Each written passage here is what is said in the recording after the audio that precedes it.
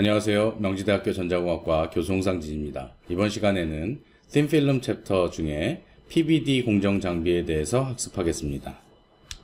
자, 다음은 컨텐츠입니다. PVD 공정을 설명을 드리면서 공정의 요구사항, 그리고 PVD 공정을 수행해서 만드는 메탈, 금속 물질의 특성과 그 다음에 PVD 공정의 주요 특성을 이해하고 장비 기술에 대해서 이해하면서 향후 그 PVD 기술에서 요구되는 특성에 대해서 또는 트렌드에 대해서 학습하겠습니다. 자, 우선 PVD 공정이다라고 하면 틴필름을 만드는 공정이고요. 틴필름 중에 특히 틴필름은 기능적인 절연상의 절연체, 유전체, 도체, 물질로 구분을 할 수 있습니다. 그래서 얇은 방막이다. 방막 중에 ILD, 인터레이어 다이렉트릭이라고 하는 절연체, 그리고 메탈, 즉 컨덕티브한 커런트 패스, 전류가 흐르는 공간, 곳이죠. 그래서 컨택과 비아와 라인이라고 하는 그런 요소적인 부분을 설명드리겠습니다.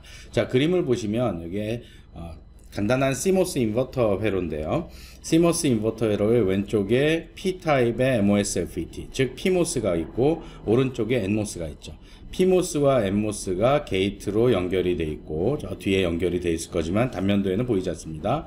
그리고 소스와 드레인, 드레인과 소스 이렇게 연결이 되어 있는 그런 모습을 볼 수 있을 겁니다. 자, 그래서 여기 부분이 게이트라면 이 부분이 소스하고 드레인을 연결시키는 컨택 부분이죠. 이 컨택 부분과 여기에도 컨택 부분이고 그 다음에 그라운드 VSS와 VDD를 연결해주는 부분을 로컬 인터커넥션이라고 합니다. 그 로컬 인터커넥션과 메탈 원 레이어와 연결하는 부분을 VR라고 얘기도 할 수 있고요.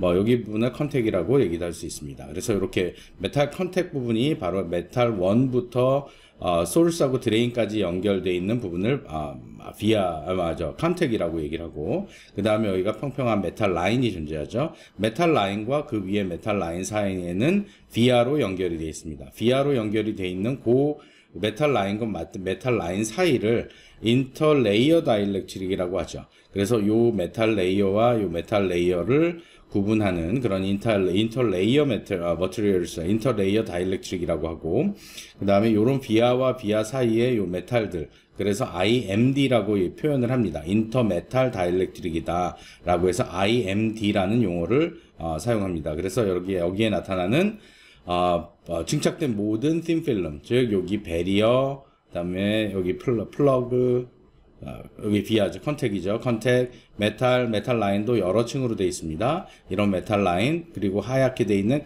다이렉트릭, 그 위에도 다이렉트릭, 그리고 메탈, 이런 모든 것들이 다 틴필름이다. 그 중에 다이렉트릭이냐 메탈이냐, 그 다음에 그것을 CVD로 하느냐, 틴필름을 만드느냐, PVD로 만드느냐, 또는 요즘엔 ALD 공정도 있습니다. ALD로 만드느냐에 따라서 틴필름을 구분할 수 있다. 그래서 이번 챕터에서는 주로 메탈과 관련된 내용들을 학습하겠습니다. 자, 멀티레이어 메탈라이제이션이라고 얘기를 합니다. 텅스텐 플러그가 사용됐습니다. 예전부터 텅스텐 플러그 컨택이 사용됐고요. 그 텅스텐 플러그 컨택이라는 것은 바로 요 부분입니다. 그래서 텅스텐 플러그가 2010년대 이전에 메탈 컨택 기술을 사용했고, 2010년대 이후부터는 카퍼 듀얼 데머신 프로세스라고 해서 구리를 사용하는 공정이 적용이 됐습니다. 카퍼 공정은 뒤에도 나중에 설명을 드릴게요. 우선 먼저 텅스텐 플러그 공정부터 말씀을 드릴게요. 자, 메탈, 여기가 실리콘이고요. 그러면 diffused active region in silicon substrate. 그래서 실리콘 substrate에서 소스하고 드레인이 디퓨전된 영역이 있으면 여기는 실리콘이고 이 위에는 금속이 돼야 돼요. 그래서 실리콘과 금속이 만나면 이 MS 컨택이 일어나죠. 메탈 세미컨덕터 컨택이 일어나기 때문에 저항이 증가할 수 있습니다. 물론 물질의 워크 펑션을 잘 조절해서 잘 찾아서 워크 펑션이 잘 맞아서 오미 컨택이 되는 물질로 증착을 하게 되겠지만, 이 부분에 기본적으로 컨택 리지선스가 증가하기 때문에 여기에 실리사이드라는 공정을 추가하게 됩니다. 그래서 실리사이드로 합금을 만들고 그 위에 메탈 공정을 하게 되죠. 여기에 있는 부분이 바로 로컬 인터커넥션이다 라고 하고요. 예전에는 텅스텐을 가지고 썼습니다. 물론 요즘에도 그 낸드 디바이스에서 3D 낸드에서는 텅스텐을 사용하는 공정도 있기는 있습니다만 일반적인 공정은 다 카퍼 공정으로 바뀌었다. 자, 이런 메탈과 다이엘렉트릭이 직접 맞닿는 부분이 여기 있죠. 그 부분에서 디퓨전이 일어나지 말라고 디퓨전 배리어라는 것들을 형성합니다. 타이타늄 나이트라이드를 증착해서 틴필름을 증착해서 만드는 디퓨전 배리어 공정이 있고, 그 다음에 여기 텅스텐 CVD 공정이 있죠. 마찬가지로 그 위에 VIA라고 하는 공정이 있다면, VIA라는 부분이 있다면 VIA 인터커넥션 스트럭처가 있습니다. 과거에는 텅스텐으로 썼다.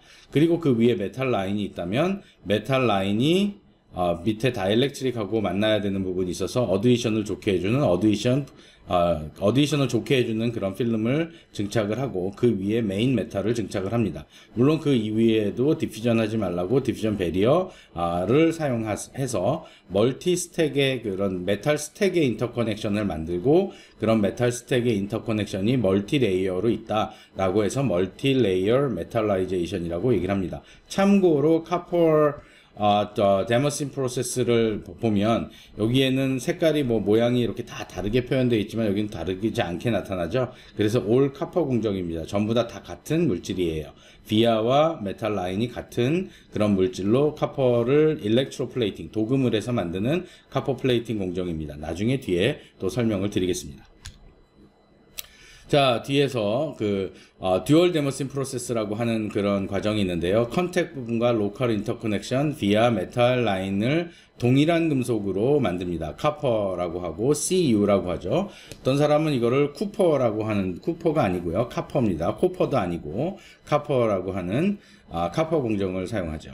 이종 금속을 사용할 때보다 컨택 리지스턴스를 줄여서 속도를 개선합니다. 그래서 기존에 있던 공정을 보면 다이엘렉트릭이 있고 위에 메탈 라인을 만든 다음에 또 다이엘렉트릭을 덮어서 VIA를 따로 만들고, 그 다음에 다시 다이엘렉트릭을 VIA를 만들고 CMP를 한 다음에 다시 메탈을 얻는, 서로 이종 간의 메탈을 사용하는 공정을 사용했었습니다. 그러나 듀얼 데머신 프로세스라고 하는 것은 VIA와 메탈을 동시에 만든다. 즉 어떻게 만드냐면 바로 이 메탈 라인이 있다면 위에 엣지 스탑 레이어를 이렇게 만들어주고요. 그 다음에 위에 다이엘렉트릭을 다시 데포지션 합니다. 그리고 또 위에 다른 그 패터닝을 해서 더 큰 패터닝, 라인 패터닝을 해서 동시에 엣치를 하게 되면 다이엘렉트릭이 한 번에 이렇게 엣치가 되는 모양이 나옵니다. 즉 VIA와 라인이 동시에 패턴이 만들어지고요. 그때 바로 일렉트로 플레이팅을 통해서 카퍼 공정을 통해서 그 전해 도금으로 이렇게 VIA와 라인을 동시에 만들어냅니다. 물론 여기에서 울퉁불퉁하게 이렇게 나오게 됐죠. 왜냐하면 일렉트로 플레이팅을 하게 되면 위에 있는 부분과 밑에 있는 부분, 밑에 필링을 할 때, 갭 필링을 할 때 위에도 증착이 되겠죠. 그래서 이런 부분들을 불필요한 이 부분들을 CMP, 카퍼 CMP를 통해서 싹 펄리싱을 하게 되면 이렇게 매끄럽게 하나의 금속으로, 한 가지, 즉 카퍼와 그다음에 카퍼와 카퍼 다 하나의 금속으로 메탈 VIA와 메탈 라인이 만들어지는 공정을 듀얼 데머신 프로세스라고 한다. 자, 데머신 프로세스는 한 층을 이런 식으로 먼저 패턴을 만들어 놓고 나서 거기에 라인을 뭔가를 채우는 그런 과정이고요. 여기에서는 메탈 라인을 전체 다 데포지션을 하고 그 다음에 불필요한 메탈을 엣치를 한다. 이렇게 보시면 되겠지만 여기는 불필요한 엣치를 하는 것이 아니라 CMP로 오버 데포지션 된 것을 폴리싱 한다. 이렇게 보시면 될 것 같습니다. 그래서 그런 과정이 데머신이고, 듀얼이라고 하는 것은 VIA와 라인을 동시에 만든다. 이런 뜻입니다. 자, 메탈 공정에서 중요한 것 중에 하나가 메탈 배리어와 실리사이드입니다. 자, 메탈 배리어는 즉 카퍼를 사용하게 되면 카퍼는 디퓨시비티라고 해서 확산 계수가 굉장히 커요. 그러니까 확산 계수가 크다 보니까 다이엘렉트릭 레이어로 디퓨전 되는 현상이 생겨서 디퓨전 배리어가 필요합니다. 디퓨전 되지 말라고. 그래서 좀 더 밀도가 높은 그런 금속성의 물질을 먼저 증착을 하고 나서 사이드 월에 이렇게 데포지션을 하고 나서 카퍼 공정을 합니다. 그때 주로 사용되는 것이 탄탈륨을 사용하거나 타이타늄을 사용합니다. 그래서 디퓨전이 되지 않게끔 만들고 전기가 가해져서 일렉트릭 필드가 생성되지만 이 카퍼 아이언들이 다이엘렉트릭으로 디퓨전 되는 것을 막을 수 있다. 자, 실리사이드라는 공정은 이 이종 간의 물질이 접합될 때, 즉 여기 밑에는 실리콘이고요. 그 위에는 메탈입니다. 그래서 어떤 메탈이든지 바로 이종 간의 물질 접합이 이루어지게 됩니다. 그때 컨택 레지스턴스가 발생을 하는데, 컨택 레지스턴스를 줄이기 위해서 바로 실리사이드라는 공정을 선택해서 하죠. 어떤 식으로 공정을 하냐면, 먼저 MOSFET 구조가 다 만들어진 다음에 전부 다 타이타늄을 타이타늄 또는 뭐 탄탈륨이든 타이타늄을 전체 다 증착을 하고 합니다. 그리고 나서 열 처리를 하게 되면 바로 타이타늄이라는 금속은 요 실리사이드에 사용되는 금속은 실리콘하고 반응을 해서 TiSi2라는 거를 형성하고요. 요 사이드에 있는 옥사이드는 TiSi2가 형성되지 않습니다. 그래서 결국 이 타이타늄 에천트에 싹 이렇게 지워내게 되면, 애치를 하게 되면 타이타늄만 없어져요. 근데 요것은 타이타늄이 아니죠. TiSi2죠. 그래서 요건 남아있게 되고, 반응이 일어나는, 케미컬 리액션이 일어나지 않은, 즉, 실리콘하고 타이타늄하고 리액션이 일어나지 않은 부분에, 옥사이드 부분이나 이런 STI 부분에서는 타이타늄이 없어져서 바로 컨택되는 그 부분만 실리사이드가 만들어진다라는 부분이고요. 그 영역이 바로 요 밑에 있는 회색으로 표시된 요 부분입니다. 여기에 실리사이드. 그 다음에 게이트만 실리사이드. 여기만 실리사이드. 그래서 이런 실리사이드 공정을 하고요. MOSFET 같은 경우에는 요 게이트의 사이즈를 딱 맞추면 왼쪽 오른쪽이 다 크기가 맞아 들어가죠. 즉 포지션이 쫙 맞아서 들어가는, 소스하고 드레인을 별도로 얼라인을 하지 않고 게이트와 소스하고 드레인이 한 번에 얼라인이 되기 때문에 셀프 얼라인드 실리사이드라고 얘기를 합니다. 셀프 얼라인드 실리사이드. 그래서 그걸 셀리사이드라 이렇게 부릅니다. SALICIDE라고 하는 셀리사이드라고 이름을 불러요. 뒤에서는 나중에 셀리사이드라고 이름을 지칭하겠습니다. 물론 그 이후에 이제 실리사이드를 하고 난 이후에 말씀드렸던 베리어 메탈 공정을 하고, 베리어 공정을 하고 메탈 필링을 하는 그런 과정이 그대로 진행이 되죠. 자, 그러면 이제 이런 메탈 라인과 VR을 만들기 위해서 어떤 그 장비들을, 어떤 공정을 사용하느냐, 어떤 단위 공정을 사용하느냐. 자, PVD라는 것을 주로 사용한다, 이렇게 보셔도 될 것 같습니다. PVD는 Physical Vapor Deposition. Physical Vapor Deposition이라는 것은 물리적인 현상으로 기체들 입자를 데포지션 하는 거다, 뭐 이렇게 생각하셔도 됐고요. 또는 물리적인 기체를 사용해서 물리적인 방법으로 증착을 하는 방법이다, 이렇게 생각하셔도 좋습니다. 자, 그래서 물리적 기상 증착 방법을 의미하는 PVD, Physical Vapor Deposition은 반도체 도체 역할을 하는 물질, 즉 도체 물질, 전기가 통하는 물질을 증착하는 과정을 통칭해서 사용해도 되고요.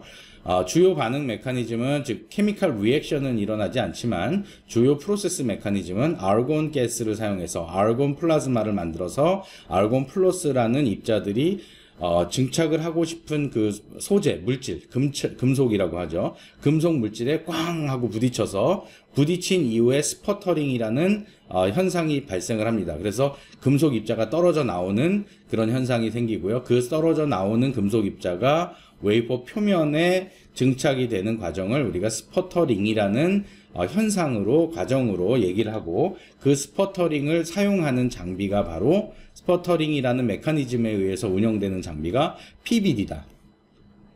자, 그래서 Physical Vapor Deposition은 과학적인 현상으로 분류한 이름이고요.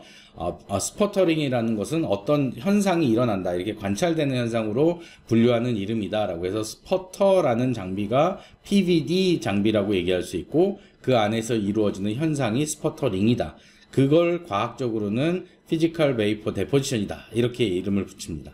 자, 그러면 메탈 물질에 따른 증착 방법을 한번 살펴볼게요.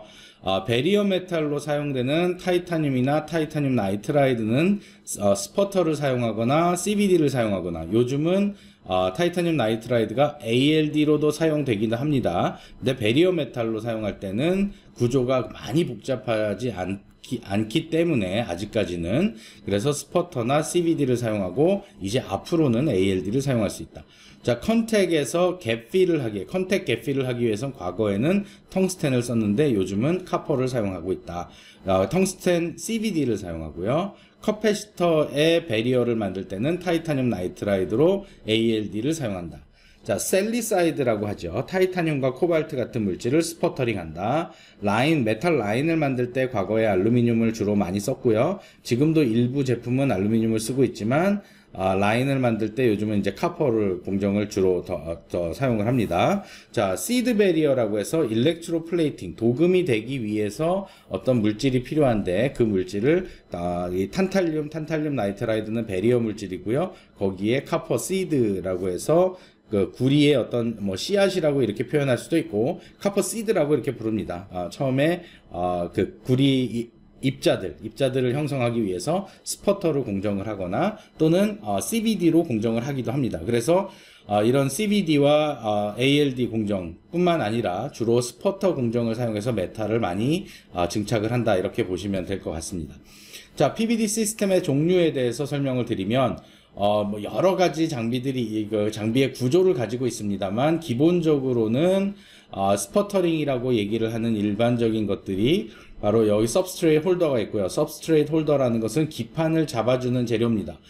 그 장치입니다. 그래서 뭐 기판을 잡아주는 장치가 있고요. 그 장비 장치에다가 웨이퍼를, substrate을 얹어 놓습니다. 뭐 얹어 놓는다는 것보다도 뭐 붙인다든지 또는 뭐 잡아준다든지 이런 개념으로 사용이 되죠. 그리고 나서 그 메탈 소스가 메탈 타겟이라고 얘기를 합니다.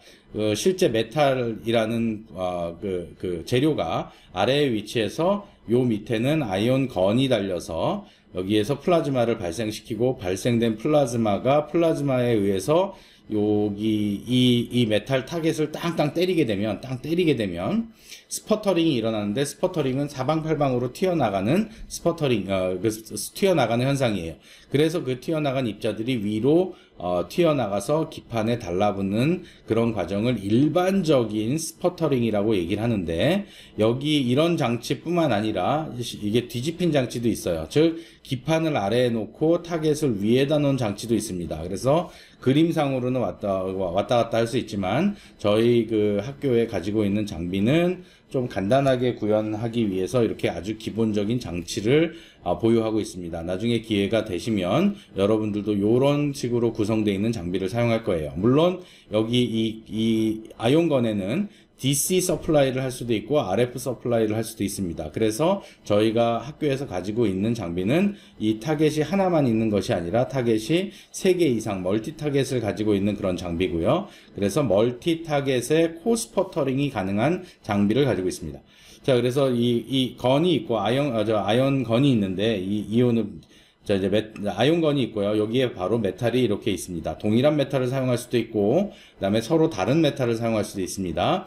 자, 그래서 다른 메탈을 사용했다 그러면 실제 메탈이 증착되면서 또 다른 물질이 같이 증착돼서 이종 간의 물질을 증착할 수 있는 그런 장비로 구성이 되어 있고요. 공급 가스는 아르곤을 공급해 줍니다. 그러면 여기 이 사이에 아르곤 플라즈마가 이 건 주변에 발생을 해서 이 건 주변에 발생한 플라즈마로 인해서 아르곤 입자들이 메탈을 탕 때리게 되고, 그 아르곤 때린 거에 의한 운동 에너지가 바로 충돌 에너지로 바뀌어서 입자들이 아주 미세한 가루 형태로 또는 아주 미세한 기체와 비슷한 그런 입자 형태로 튕겨나가게 되죠. 그러면서 기판에 달라붙는다. 또 어떤 장비는 이렇게 여러 가지 가스를 사용하는 그 장비가 있습니다. 화학적인 아르곤만 사용했을 때는 케미칼 리액션이 발생되지 않지만, 질소를 사용해서 플라즈마 덴시티를 좀 더 높여준다든지, 산소를 사용해서 산화를 시킨 그 금속이 달라붙게 한다든지, 그래서 알루미늄 옥사이드를 스퍼터링을 할 수도 있는데, 그때 알루미늄 타겟을 사용하고 타겟 입자가 이렇게 만들어지면 산소가 알루미늄하고 반응을 해서 알루미늄 옥사이드가 만들어지는 그런 리액티브 스퍼터링도 있다. 또 아이언 빔을 코스퍼터링 할 수도 있습니다. 그래서 아이언 빔을 별도로 두고 그때 이온 빔을 소스를 줘서 메탈과 어떤 원하는 이온 빔을 만들어서 이온이 같이 증착되는 아이언빔 코스퍼터링이라는 장치도 운영할 수 있습니다. 자, 그래서 이렇게 여러분들이 생각하기에 PVD 시스템의 종류는 굉장히 많이 있다, 이렇게 보셔도 되겠죠. 자, 그럼 메탈라이제이션이라고 하는 그 부분은 실제 이제 뭔가를 금속 의 메탈 타겟이라고 하는 그 원재료를 실리콘 웨이퍼 위에 또는 우리가 반도체라고 하는 그 웨이퍼 위에 금속화하는 과정을 메탈라이제이션이다 이렇게 표현하고요. 금속 배선의 특성은 메탈라이제이션의 특성은 칩의 신호전송과 관련되기 때문에 전자가 얼마만큼 빨리 움직이냐, 즉 저항이 메탈이 가지고 있는 저항성이 얼마나 작으냐에 따라서 좋은 메탈이냐 또 좋지 않은 메탈이냐 이렇게 구분을 할 수가 있겠죠. 그런데 반도체 미세화가 되면서 메탈 라인은 점점 좁아지고 있습니다. 그리고 얇아지고 있어요. 그에 따라서 저항은 면적과 면적에 반비례하고 길이에 비례하다. 즉 메탈 라인이 얇아지면서 면적은 감소하고 있고요. 칩이 복잡해지면서 길이는 메탈 라인의 길이는 길어지고 있습니다. 따라서 저항은 증가하고 있고 메탈의 선간 다이렉트리가 막혀 있는 메탈층하고 메탈 레이어하고 메탈 레이어의 간격이 좁아지고 있어요. 그래서 커패시턴스가 증가하고 있다라는 거죠. 그래서 반도체 설계 배치의 메탈 배선은 기판 위에 형성된 수백만 개의 트랜지스터 컨택과 연결되어 있고 최종적인 전체 연결되어 있는 것에 저항은 동작 속도에 영향을 미칩니다. 자, 그래서 아까 말씀드렸듯이 저항이 증가하고 있고 커패시턴스가 증가하고 있어요.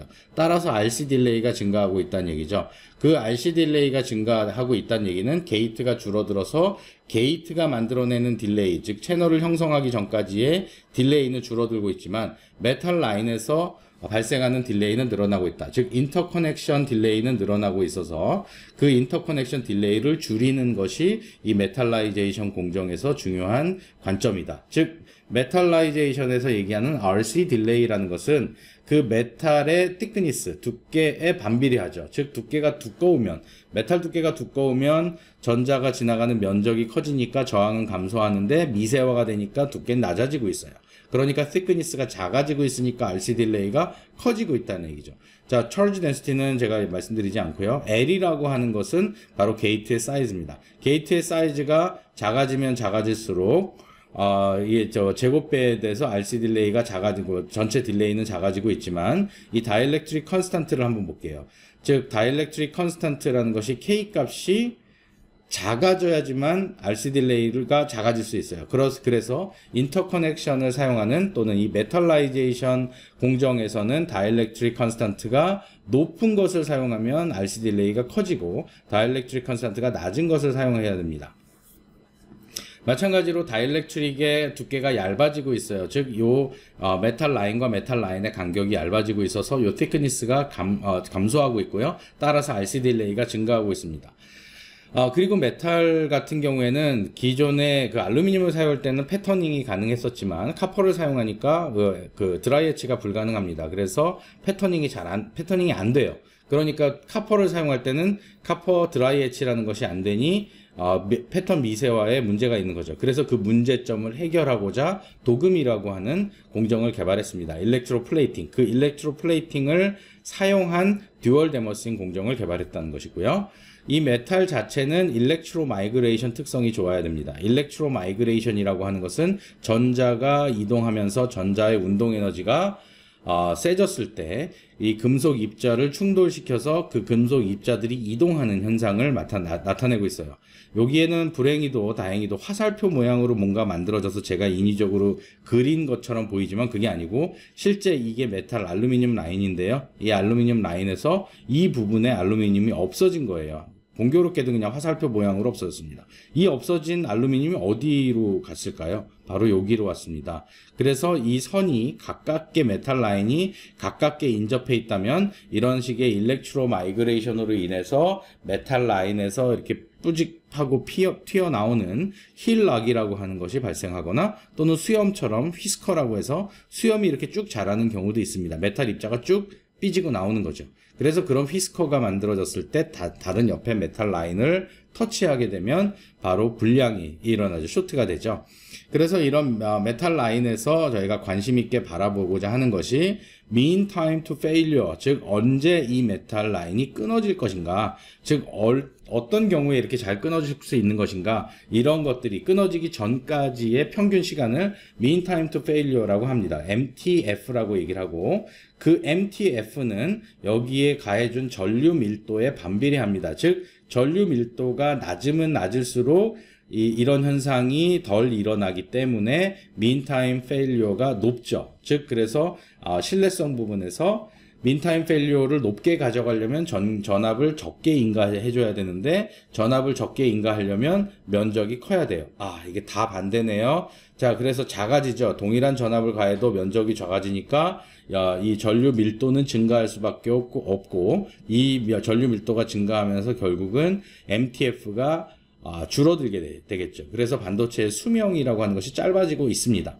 마찬가지로 E sub A라고 하는 것은 그 물질이 가지고 있는 액티베이션 에너지예요. 아무 때나 이렇게 이동하고 움직이는 것이 아니라 이 물질의 심지가 굳으면, 즉 잘 이동하지 않으면, 즉 이동시키려면 많은 에너지가 필요한 그런 물질들은 액티베이션 에너지가 높습니다. 그래서 액티베이션 에너지가 높은 것은 익스포넨셜하게 MTBF를 증가시킵니다. 그러나 무른 금속이 그 알루미늄 같이 이 연성이 많은 금속들은 액티베이션 에너지가 작아요. 그래서 익스포넨셜하게 MTBF가 짧아집니다. 그래서 여러 가지 것들을 고려했을 때 구리가 공정상의 단점이 있지만 소자 신뢰성적인 차원이나 뭐 다른 것들을 고려했을 때 알루미늄보다는 알루미늄을 더 이상은 사용할 수 없는 시대가 되었고 그래서 구리 공정으로 넘어갔다. 구리 공정을 적용하고 있다. 자, 반도체 공정에서 적용하기 위한 요구사항입니다. 그 금속들을 적용하려면 resistivity가 낮아야 되고요. easy film formation, 필름을 잘 형성할 수 있어야 되는데 카포는 필름을 잘 형성하지만 패터닝이 안 된다는 치명적인 단점이 있었어요. 그 다음에 stability of mechanical property, 기계적인 성질이 우수해야 됩니다. 메탈을 증착해놓고 쉽게 들뜨거나 쉽게 딜레미네이션이 일어나거나 쉽게 이렇게 끊어지는 그런 현상이 생기면 안 되죠. 그래서 기계적인 강도도 있어야 되고 resistance to electromigration, 전자가 이동하면서 발생하는 electromigration 현상이 적어야 되고요. 그 다음에 stress migration, 스트레스로 인해서 발생되는 그 migration 현상이 적어야 된다. 부식이 적어야 되는 거 맞죠? 산소와 반응해서 메탈이 부식되면 그 부도체가 되니까. No contamination to wafer chip and machines. 자, 웨이퍼 칩하고 장비에 오염을 남기지 않아야 된다라는 것이고요. 즉 공정을 해서 다른 오염물을 만들어내거나 또는 웨이퍼상에 어떤 파티클을 만들어내거나 또는 부식할 수 있는 그런 것들을 만들어내면 안 되겠죠. 그 다음에 어차피 틴 필름이기 때문에 당연히 필름 스트레스가 낮아야 되고 컨트롤러빌리티 좋아야 되죠. 그래서 필름을 데포지션하고 패터닝 하는데 좋아야 돼요.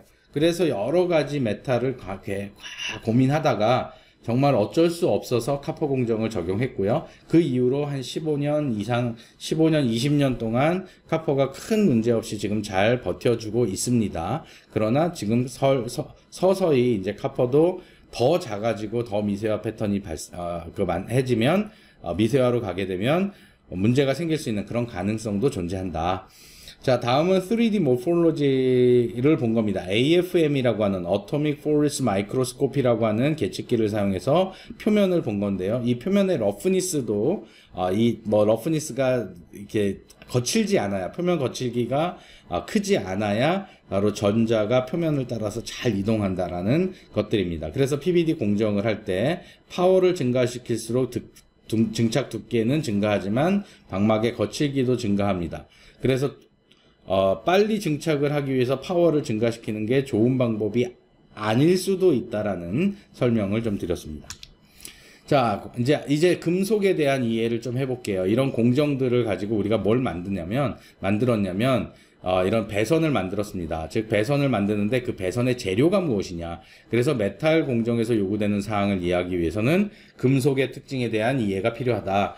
알루미늄이라고 하는 금속은 과거에 쓰였고 지금도 여전히 일부 사용되긴 하지만 원소 중 네 번째로 낮은 비저항을 가지고 있습니다. 저항이 낮다는 얘기는 좋은 금속이란 얘기죠.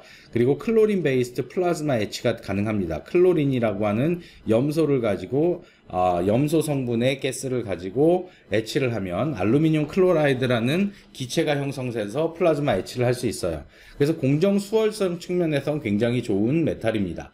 그런데 선폭 미세화로 인해서 일렉트로 마이그레이션 현상이 발생해서 이제 공정적으로는 쉬워서 좋지만 소자의 결함을 만들어내니까 좋은 금속 아니죠. 그래서 로직에서는, 시스템 반도체에서는 배선 재료가 카포로 변경된 지 오래고요. 메모리 디바이스에서도 글로벌 인터커넥션과 패드에는 알루미늄이 아직도 사용이 되고 있지만 이하의 아랫부분의 메탈은 카포로 바뀌어 있다. 물론 애플에서 사용하는 그 애플 칩 같은 경우에, 또 엔비디아 칩 같은 경우에는 패드 영역까지도 카포로 지금 적용이 되고 있습니다. 그게 바로 로직 디바이스라는 거죠. 그 다음에 멜팅 포인트가 낮아요. 녹는 점이 낮아서 후속 공정에 제약이 있습니다. 즉 녹는 점이 상대적으로 낮기 때문에 뒤에 이 연속되는 공정이 고온의 공정을 사용하면 알루미늄이 이미 만들어 놓은 알루미늄이 다 녹아서 이게 뭐 기화가 되거나 뭐 이럴 수 있겠죠. 그러면 안 되니까. 자, 그래서 이제 후속 공정에 열과 관련되어 있는 후속 공정에 제약이 있었는데, 지금은 이제 카포로 바뀌어서 후속 공정이 그래도 조금 더 열을 가할 수 있는 그런 공정들을 받아들일 수 있게 됐습니다.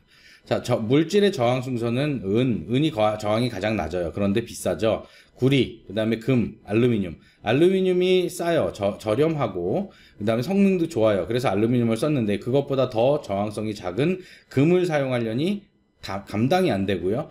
그거보다 더 좋은 은을 사용하려니 이것도 마찬가지로 감당이 안 됩니다. 그래서 할 수 없이 우리의 선택은 구리밖에 없었고, 구리를 어떻게 하면 패터닝이 가능할까를 방법을 찾아내서 공정을 했다, 이렇게 보시면 됩니다. 자, 알루미늄 얘기니까 아래 보시면 화학식은 AL로 되어 있고요. 멜팅 포인트는 대략 660도 정도 뭐 이렇게 되어 있고, 그 다음에 영스 모듈러스라고 하는 기계적인 강도는 70기가파스칼 정도. 보일링 포인트는 한 2500도. 저희 뭐 이런 식으로 되어 있고요. 보고자 하는 일렉트리컬 리지스티비티는 2.7 마이크로옴 센티미터라고 하는 그런 정도의 그 일렉트리컬 리지스티비티를 가지고 있다. 자, 과거에 사용했던 알루미늄을 기준으로 이제 계속 다른 물질들을 추가해 볼게요. 자, 타이타늄이라는 것이 있습니다. 백금이라고 얘기를 하죠, 타이타늄. 자, 베리어 메탈로 사용되고요. 타이타늄은 실리콘과 직접 만나서 TiSi2, 타이타늄 실리사이드를 형성해서 메탈 컨택을 줄여주는 목적으로 사용을 하기도 하고, 타이타늄과 타이타늄 나이트라이드를 동시에 같이 사용을 해서 알루미늄 라인의 어퍼 레이어, 캐핑 레이어로 사용돼서 알루미늄의 릴라이빌리티 향상에 목적을 준다. 즉 베리어로 알루미늄이나 카퍼나 텅스텐의 베리어 메탈로 사용이 된다. 이렇게 보시면 되겠습니다. 자, 요 부분을 이렇게 보시면 여기 사이드에 보라색으로 좀 진한 파란색, 보라색이죠. 보라색으로 코팅되어 있는 부분이 바로 타이타늄이다. 이렇게 보시면 될 것 같습니다. 주기율 포상 원자 번호는 22번이고요. 원자량은 알루미늄보다 훨씬 더 높겠죠. 멜팅 포인트는 훨씬 더 높습니다. 그래서 열이 가해져도 괜찮고, 대신에 저항이 좀 더 크다. 그리고 기계적인 강도는 더 크다라는 그런 물질로 보시면 되겠습니다. 다음은 텅스텐입니다. 텅스텐은 알루미늄으로 필링이 어려운 공간에, 어려운 부분에 이 텅스텐 필링을 할 수 있는 공정이, CVD로 텅스텐 필링을 할 수 있어서 이런 텅스텐 CVD 공정이 채택이 됐었습니다. 그래서 이런 식으로 텅스텐 CVD를 하는데 굉장히 고르게 잘 채울 수 있고요. 여기는 물론 결함이 생겼습니다. 그래서 이런 식으로 결함이 생기지 않게끔 공정을 할 수 있는 공정 기술을 개발해서 텅스텐 CVD를 예전에 많이 썼었어요. 카퍼를 쓰기 전에. 자, 리액턴트 가스를 챔버에 넣어주고 열을 가해줍니다. 그냥 일반적인 CVD라고 보시면 WF6라는 텅스텐 헥사플로라이드라고 하는 기체와 그다음에 그 수소를 반응시키면 텅스텐이 만들어지고, 그 다음에 HF라는 기체가 만들어집니다. 그래서 웨이스트 기체들은 바깥으로 빠지고 텅스텐이 방막에 증착하는 그런 공정을 통해서 갭 필링을 하는데 메탈 플러그로 사용을 했었죠. 자, 텅스텐의 주기율표상 번호는 74번. 멜팅 포인트는 엄청나게 높고요. 기계적인 강도는 무지 강합니다. 자, 그 다음에 일렉트리컬 리지스티비티는 그래도 알루미늄보다는 높지만 그래도 쓸만하다라는 그런 물질로 많이 사용이 됐었습니다. 자, 요즘 이제 코발트라는 재료가 또 사용이 됩니다. 반도체 컨택 사이즈가 작아지면서 타이타늄 실리사이드의 저항 증가로 인해서 개선이 필요하기 때문에 타이타늄 실리사이드를 쓰다가 이제 점점 코발트 실리사이드를 사용을 합니다. 그래서 점점 아직 전체 다 사용하는 건 아니고요. 일부 공정에서 그래서 실리사이드라는 것을 셀리사이드로 표현하고 그 물질 자체를 타이타늄을 쓸 것이냐, 탄탈륨을 쓸 것이냐, 코발트를 쓸 것이냐 이렇게 그건 공정에 맞게 선택해서 공정 개발할 때 적용을 하죠. 먼저 메탈 데포지션을 합니다. 셀리사이드 공정을 설명드려요. 메탈 데포지션을 하고요. 그 다음에 셀리사이드 포메이션을 합니다. 그러면 결국은 TiSi2나 코발트 실리사이드가 되면 COSI가 되면 요 실리콘이 있는 부분만 그렇게 되고요. 결국은 실리사이드가 만들어져 스트립을 하게 되면 요 부분에만 그 실리사이드가 형성이 됩니다. 그래서 여기 게이트와 소스와 드레인에 연결하는 부분의 저항이 줄어든다. 자, 다음은 탄탈륨입니다. 자, 카퍼가 드라이에치가 된다면 왜 굳이 카퍼 공정을 개발했을까요? 자, 이 말은 뭐냐면 결국은 카퍼를 쓸 수밖에 없는 상황이 됐었고요. 그러다 보니까 카퍼는 에치가 안 돼서 공정 개발을 한 거죠. 자, 탄탈륨을 먼저 설명을 드리면 카퍼하고 같이 쓰이게 되는데, 자, 카퍼의 하이 디퓨시비티로 인해서, 즉 디퓨전이 굉장히 많이 되는 걸로 인해서 절연체인 SiO2가 쉽게 XiO2로 또는 로우 K로 쉽게 확산이 되는 현상이 나왔습니다. 그래서 카퍼의 디퓨전을 방지하기 위해서 타이타늄 나이트라이드 또는 탄탈륨 나이트라이드라는 배리어를 형성하고 카퍼 디퓨전 배리어로 사용합니다. 그래서 바일 레이어 배리어라고 하는 그런 이름을 가지고 있죠. 레이어가 타이타늄과 타이타늄 나이트라이드를 같이 쓰는 것이에요. 자, 사진을 보면 이 가운데가 카퍼인데 카퍼를 채우기 전에 뭘 하냐면 이렇게 비아 에칭을 합니다. 비아 에칭을 하고 나서 맨 바깥쪽에 탄탈륨 나이트라이드하고 탄탈륨하고 이렇게 증착을 하거나 또는 타이타늄 나이트라이드를 증착을 하고 또는 여기 탄탈륨 옥사이드 같은 것들을 이렇게 더 증착을 하고요. 그리고 나서 배리어를 이렇게 만들어 놓고 나서 카퍼 공정을 한다. 오른쪽에 있는 그림은 카퍼하고 타이타늄 나이트라이드인데 여기 부분이 요 안쪽이 요 바깥쪽이 타이타늄 나이트라이드고요. 그 다음에 여기가 카퍼가 되고 그 다음에 다시 타이타늄 나이트라이드가 되고 요 부분이 다이렉트릭이 되는 거죠. 그래서 여기가 과거에 커패시터의 전극으로 만든 그런 부분이고 여기는 조금 더 복잡하게 카퍼, 탄탈 나이트라이드, 탄탈륨, 타이타늄 나이트라이드 라고 하는 형태로 공정을 만들어내기도 합니다. 그래서 여러분들이 PVD 그냥 금속 하나 딱 얻는 게 아니라 물론 학교에서는 이렇게 복잡한 공정을 수행하기가 어려워서 단일 금속을 사용하는 걸로 시간 제약상 사용하지만 동일한 장비를 가지고 다른 물질을 증착하는 그런 과정이 바로 PVD 공정이다 라고 이해를 하셔야 될 것 같습니다. 자, 탄탈륨은 주기율표상 원자 번호가 한 73 정도 되고요. Electrical Resistivity 그래도 꽤 크죠. 하지만 꽤 크죠. 그래서 전도성으로는 좋진 않지만 배리어로 굉장히 좋죠. 그래서 배리어 멘탈로 사용이 된다. 자, 카퍼입니다. 미세화에 따른 알루미늄의 저항으로 인해서 일렉트로 마이그레이션이 생겨요. 알루미늄이. 그래서 그 알루미늄 일렉트로 마이그레이션을 피해서 카퍼를 선택하고 하지만 드라이에치 공정의 어려움으로 데머신 공정을 구현했다. 미리 설명드렸고요. 여기 그 논문 같은 경우에는 여기 드니스 헤스라고 하는 분이 있는데요. 굉장히 이 화학공학과에 계시면서 플라즈마의 이런 반응을 굉장히 연구를 많이 하시고 대가라고 이렇게 얘기를 할 수가 있어요. 조르자텍에서 계신 분이고요. 그분이 카퍼 에칭을 했다는 논문을 발표해서 저 굉장히 실망스러웠었는데 실은 그게 실망스러운 게 아니라 이렇게까지 해야지만 카퍼가 에치될 수 있다라는 그래서 현실적으로는 불가능하다라는 연구 결과를 보여주신 분이에요. 그래서 역시 대가는 대가다 이렇게 생각을 했습니다. 자, 카퍼는 대략 주기율표상으로 원자 번호가 29고요. 멜팅 포인트는 꽤 높아서 공정에 큰 영향이 없고 일렉트리컬 리지스티비티가 굉장히 좋기 때문에 메탈 라인으로 사용하는 데는 최적이다 라고 할 수밖에 없었습니다.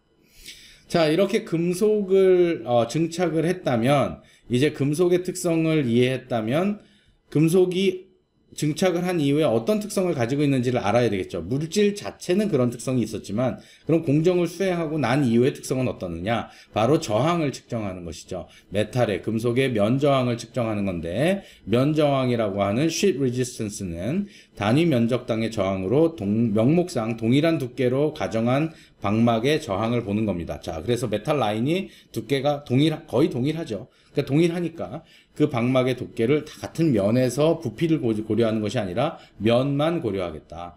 자, 메탈 필름에서 가장 중요한 특성으로 R sub S라고 표현하거나 단위는 ohm per square라고 합니다. 그래서 단위 면적당, 이게 센티미터가 될 수도 있고 밀리미터가 될 수도 있고 마이크로미터 제곱이 될 수도 있어요.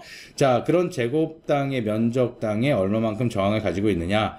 그래서 메탈 물질의 비저항이 낮아야지만 저항이 낮은 거라 속도가 개선되고, 비저항 물질은 금속 물질이 되는 그레인 바운더리에 따라서 저항이 달라집니다.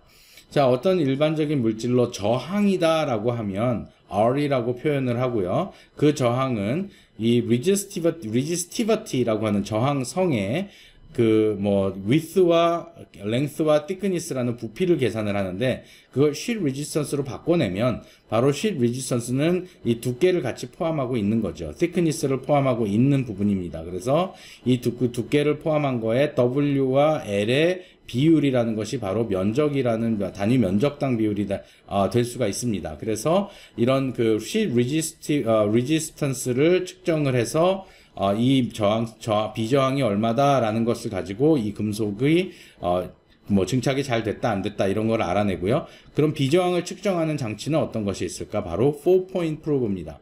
여러분이 언젠가는 들어보셨을 건데 4-point probe인데 요 가운데에서 전압을 측정하고요. 요 바깥에 여기 전압을 인가하고 이 바깥으로 흐르는 전류를 측정하고요. 이 4-point probe당 거리를 이제 계산을 합니다. 그래서 이 얼마만큼의 거리를 이동하는데 전류가 얼마만큼 흘렀냐를 계산을 해서 계측을 하는데 바로 4-point probe를 측정할 수 있는 장치입니다. 저희 그 실험실에도 있어서 여러분이 또 구경을 할 수가 있을 것이고요.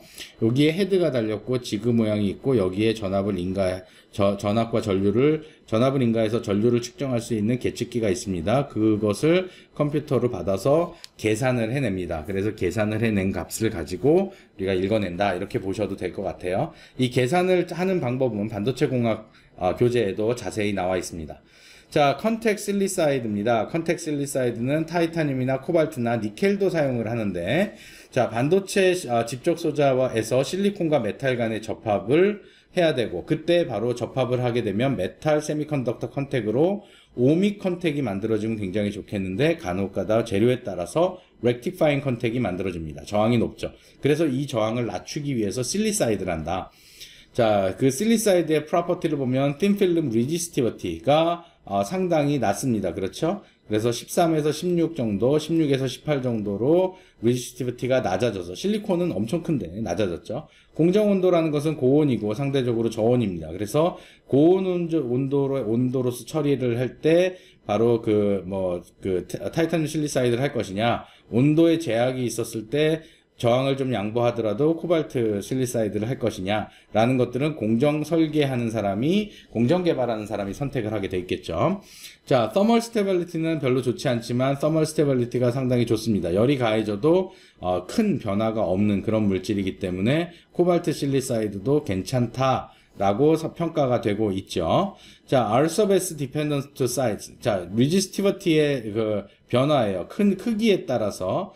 그래서 less dependent 하기 때문에, 즉 이런 크기에 따라서 디펜던스가 그렇게 많지 않기 때문에 오히려 더 공정적으로 봤을 때 더 앞으로 사용될 수 있는 그런 후보군들 중에 하나다. 자, 일렉트로 마이그레이션이라고 하는 현상을 좀 자세하게 설명을 드리겠습니다. 자, 일렉트로 마이그레이션이라고 하는 것이나 또는 일렉트로 마이그레이션 붙여 쓰거나 띄어 쓰거나 아직 통일은 안 돼 있지만 저는 그냥 일렉트론 마이그레이션이라고 이렇게 쓰고 EM이라고 약자를 씁니다. 자, 알루미늄 같이 원자량이 작은 물질은 일렉트릭 필드에 의해서, 또는 무른 금속은 일렉트릭 필드에 의해서 모멘텀 트랜스퍼를 받습니다. 이동을 하게 되는 것들이고요. 그래서 일렉트론 커런트 덴시티가 높으면 높을수록 바로 일렉트론의 수가 많거나 속도가 빠르다는 것이고, 그에 의한 운동 에너지에 의해서 입자가 움직입니다. 텅스텐과 같은 원자량이 큰 그 물질들은 일렉트론이 가서 움직이기가 힘들죠. 그래서 헤비 엘리먼트는 일렉트론의 흐름이 커져도 그 영향이 나타나기 어렵다라는 점이지만 대신 저항이 크다라는 것이죠. 그래서 실제 일렉트로 마이그레이션은 알루미늄이 이동해서 배선의 페일리어를 발생하냐 안 하냐가 중요하고, 과거에 이런 불량들이 굉장히 많이 발생을 했습니다. 뭐 그림상으로 보면 여기가 그레인 바운더리인데, 그레인 바운더리로 이렇게 뿅뿅뿅뿅 이동을 합니다. 이동하면서 알루미늄을 퉁퉁퉁 쳐내는 거죠. 그래서 그레인 바운더리로 통해서 패스트 마이그레이션이 발생을 하고, 전류의 흐름에 의해서 금속 원자가 그레인 바운더리로 따라서 이동하면서 빈 자리, 베이컨시라는 것이 생기고, 베이컨시가 빈 지점이 생기고요. 빈 지점이 여러 개가 많아지면 베이컨시라고 하는, 보이드라고 하는 것이 형성됩니다. 자, 그래서 베이컨시는 원자들이 없어진 그 자리를 얘기하고, 원자들이 없어진 자리가 많아져서 물질적으로 큰 구멍이 생겼다라고 했을 때 보이드라고 얘기를 하면서, 회로에서는 오픈 서킷이 된다는 얘기죠. 자, EM 특성에 따라서 EM 특성이 영향을 주는 요인은 배선 종류, 재료, 결정 구조, 미세 구조, 선폭, 두께, 그다음에 외부에서 가한 전류 밀도, 뭐 동작 온도 이런 것들이 다 영향을 줍니다. 그래서 알루미늄이 옛날에는 좋은 금속이었지만 이제는 더 이상 알루미늄이 좋은 금속이 아니라, 중간에 한 15년, 20년 전에 알루미늄하고 카퍼를 합금하는 물질을 형성해서 일렉트로 마이그레이션의 마진을 확보하는 그런 공정을 개발했었습니다. 그러나 지금은 이제 카퍼로 넘어갔다는 얘기죠. 자, 데머신 구조를 볼게요. 대표적인 방법으로 리액티브 아이온 애칭과 데머신 구조 방법이 있다. 뭐 배선 방법으로, 배선을 애치하는 방법으로. 알루미늄에서는 리액티브 아이온 애칭을 사용했지만, 플라즈마를 사용하는 리액티브 아이온 애칭을 했지만 이제는 불가능하다. 그러니까 카퍼에서는 불가능하다. RI는 리액티브 아이온 애칭, RIE는 메탈을 증착하고 난 뒤 옥사이드 또는 나이트라이드로 절연막을 필링하는 그런 방법으로 필링하는 방법을 했고요. 드라이 애치가 가능한 알루미늄과 텅스텐과 같은 물질은 RI 방법을 사용해서 애칭을 했습니다. 자, 데머신 프로세스라고 하는 것은 이제 다이렉트릭을 먼저 증착을 하고 패터닝을 한 다음에, 다이렉트릭 패터닝을 한 다음에 메탈을 채워 넣는 방법이에요. 순서가 바뀌었어요. 옛날에는 메탈 얹고 메탈을 애치하고 했는데, 이제는 다이렉트릭을 얹고 다이렉트릭을 애치하고 그 다음 메탈을 채운다. 카포 물질은 드라이 애칭이가 현재로서는 아직 불가능하다. 앞으로도 불가능하다고 저는 보지만, 자, 불가능함으로 데머신 공정을 사용한다 라고 나타나 있습니다. 비아와 라인을 동시에 생성하는 과정을 듀얼 데머신이라고 한다. 이렇게 설명드립니다. 자, PVD 공정의 주요 특성의 이해 중에 메탈 갭필을 해야 되는 경우도 있겠죠. 뭐 메탈을 갭필한다. 즉 아까 텅스텐 플러그를 만들었잖아요. 그런데 지금 현재 반도체 사이즈가 점점 더 작아지고 있어서 이 갭필이 정확하게 잘 안 되는 경우도 생깁니다. 그래서 어떤 공정들이 나왔냐면 어토믹 레이어 데포지션이라는 공정이 나왔어요. ALD라는 공정이 나왔죠. ALD 방식의 원자 증착 방식으로 화학 반응 중에는 갭필 형성이 가장 우수한 공정이고요. 대신에 원자층으로 만들다 보니까, 원자층을 만들려면 사이클릭 프로세스를 하는 것이 일반적이고, 그래서 필요한 두께만큼 몇 번의 사이클을 공정을 반복했느냐에 따라서 두께를 결정할 수 있고 시간이 꽤 오래 걸린다. 한 사이클에는 주로 피딩과 펄지 타임으로 구성되어 있다. 피딩이라는 것은 가스를 집어넣어 주고요. 그 다음에 다시 빼줍니다. 자, 가스를 집어넣어 주고 빼준다는 얘기는 집어넣고 그냥 뺀 것이 아니라 가스가 피딩된 성분들이 웨이퍼에 살짝 코팅이 되어 있는 거예요. 그리고 나서 다시 리액턴트 가스를 넣어주면 아까 넣어준 가스와 화학 반응이 이렇게 일어나서 한 층에 무엇 어떤 물질이 생기고요. 더 이상은 반응을 안 합니다. 그래서 셀프 리미팅이 돼 있어요. 딱 공정이 셀프 리미팅이 돼 있고 그 나머지 기체들은 또 다시 빼줘요. 그러면 또 다시 표면을 코팅할 수 있는 재료를 또 넣어줍니다. 그걸 프리커서라고 해요. 프리커서 넣고 펄지하고 리액턴트 넣고 또 펄지하고 하는 것이 딱 한 사이클이에요. 그 4번의 스텝을 거쳐서 한 사이클을 운영하면 원자층 한 층이 만들어진다 라고 하는 것이고, 그걸 필름으로 형성하기 위해서는 수백 번의 사이클을 반복해야 된다. 자, 그래서 여기는 흡착이, 업섭션이 일어나고요. 업섭션이 일어난 다음에, 그 다음에 여기 디섭션이 일어나게끔 하면서 화학적인 물질이 여기 가지고 있는 요런 물질들이 여기에 만나서 디섭션이 일어나고 아까 없었었던 물질들이 떨어져 나가서 다른 화학물을 만들어냅니다. 그래서 표면에서는 파란색과 회색의 그림이 만들어지고요. 그 다음에 또 다시 업소션을 또 일어나뜨리고 디섭션을 만들어냅니다. 그래서 케미칼 성분이 업소션 되기 때문에, 흡착되기 때문에 케미솔션이라고 얘기를 하고, 그 다음에 여기는 탈착되는 걸 디섭션이라고 합니다. 물론 케미솔션이 잘 되지 않는 경우에는 물리적으로 흡착을 시키는 피지컬 업섭션이 있어요. 그걸 피집섭션이라고 하는데 지금은 제가 설명을 드리진 않겠습니다. 자, 케미섭션에 의해서 업섭션과 디섭션이 반복되는 그런 과정을 ALD 공정이라고 한다. PVD 공정은 위에서 아래로 떨어지는 애들이기 때문에 가운데가 높을 수밖에 없고 양쪽이 낮을 수밖에 없고 전체를 다 덮을 수는 없죠. 요 부분은 아무래도 잘 붙지 않겠죠. 하지만 ALD라는 것은 케미컬 리액션에 의해서 발생되는 물질들이기 때문에 전체가 다 고르게 필름을 형성할 수 있다라는 것입니다. 자, 그래서 이런 ALD 공정이 굉장히 많이 지금 적용되고 개발되고 있고, 이 ALD 공정에서 사용하는 프리커서라고 하는 물질 굉장히 고가입니다. 예를 들어서 저희가 이 실험을 하기 위해서 요 물질을 사는데, 구입을 하는데, 일반적인 아주 특별한 그런 물질이 아니고 그냥 일반적인 그런 그 프리커서인데요. 한 50ml 정도 구매를 하면 50ml예요. 그러니까 여러분이 마시는 우유 가격이 우유의 4분의 1 정도 되는 거죠. 한 150만 원 정도 합니다. 그리고 한 200ml가 아니라 200ml 정도 구매를 하면은 조금 저렴하게 구매를 해서 한 400만 원 정도, 500만 원 정도에 이렇게 한 우유곽 한 통 정도 할 수 있습니다. 굉장히 비싼 물질이에요. 그래서 이런 프리커서라는 물질을 개발하는 것도 화학적인 측면에서 봤을 때 굉장히 중요한 부분이다. 우리나라에서는 메카로라는 회사가 그런 것들을 많이 개발하고 있고, 그 화학 물질을 담는 통을 캐니스터라고 합니다. 그 캐니스터를 제일 잘 만들고 있는 기업이 GO 엘리먼트라고 하는 그런 기업이 있습니다. 자, 이렇게 하다 보니까 기존에는 시간적으로 분할을 하다 보니까 시간이 너무 오래 걸리는 거예요. 스루풋이 낮아요. 그래서 이걸 어떻게 하면 개선할 수 있을까? 그래서 공간 분할을 하는 ALD를 개발을 했습니다. 그래서 공간으로 웨이퍼 자체를 움직이는, 가스는 계속 나오고 웨이퍼 자체를 돌리는 그런 형태로 장비를 만들고 있고요. 이제 앞으로 미래에는 시간, 공간 분할을 같이 사용하는 그런 개선된 장비를 개발하려고 하고 있다라고 말씀드립니다.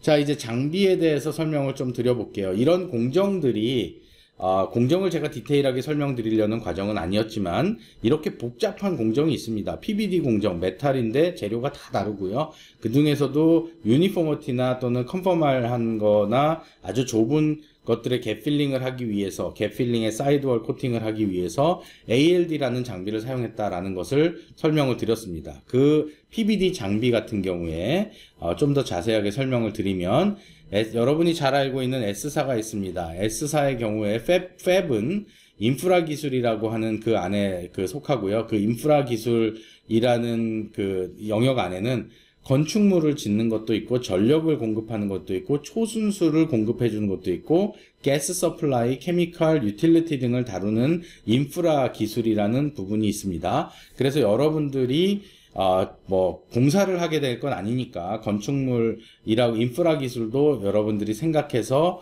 지원할 수 있는 그런 기업들 중에 하나다. 그런 부서 중에 하나다. 이렇게 생각하셔도 됩니다. 반드시 공정을 해야 된다라고 생각하시진 않아도 되겠죠. 자, 장비 얘기를 하겠습니다.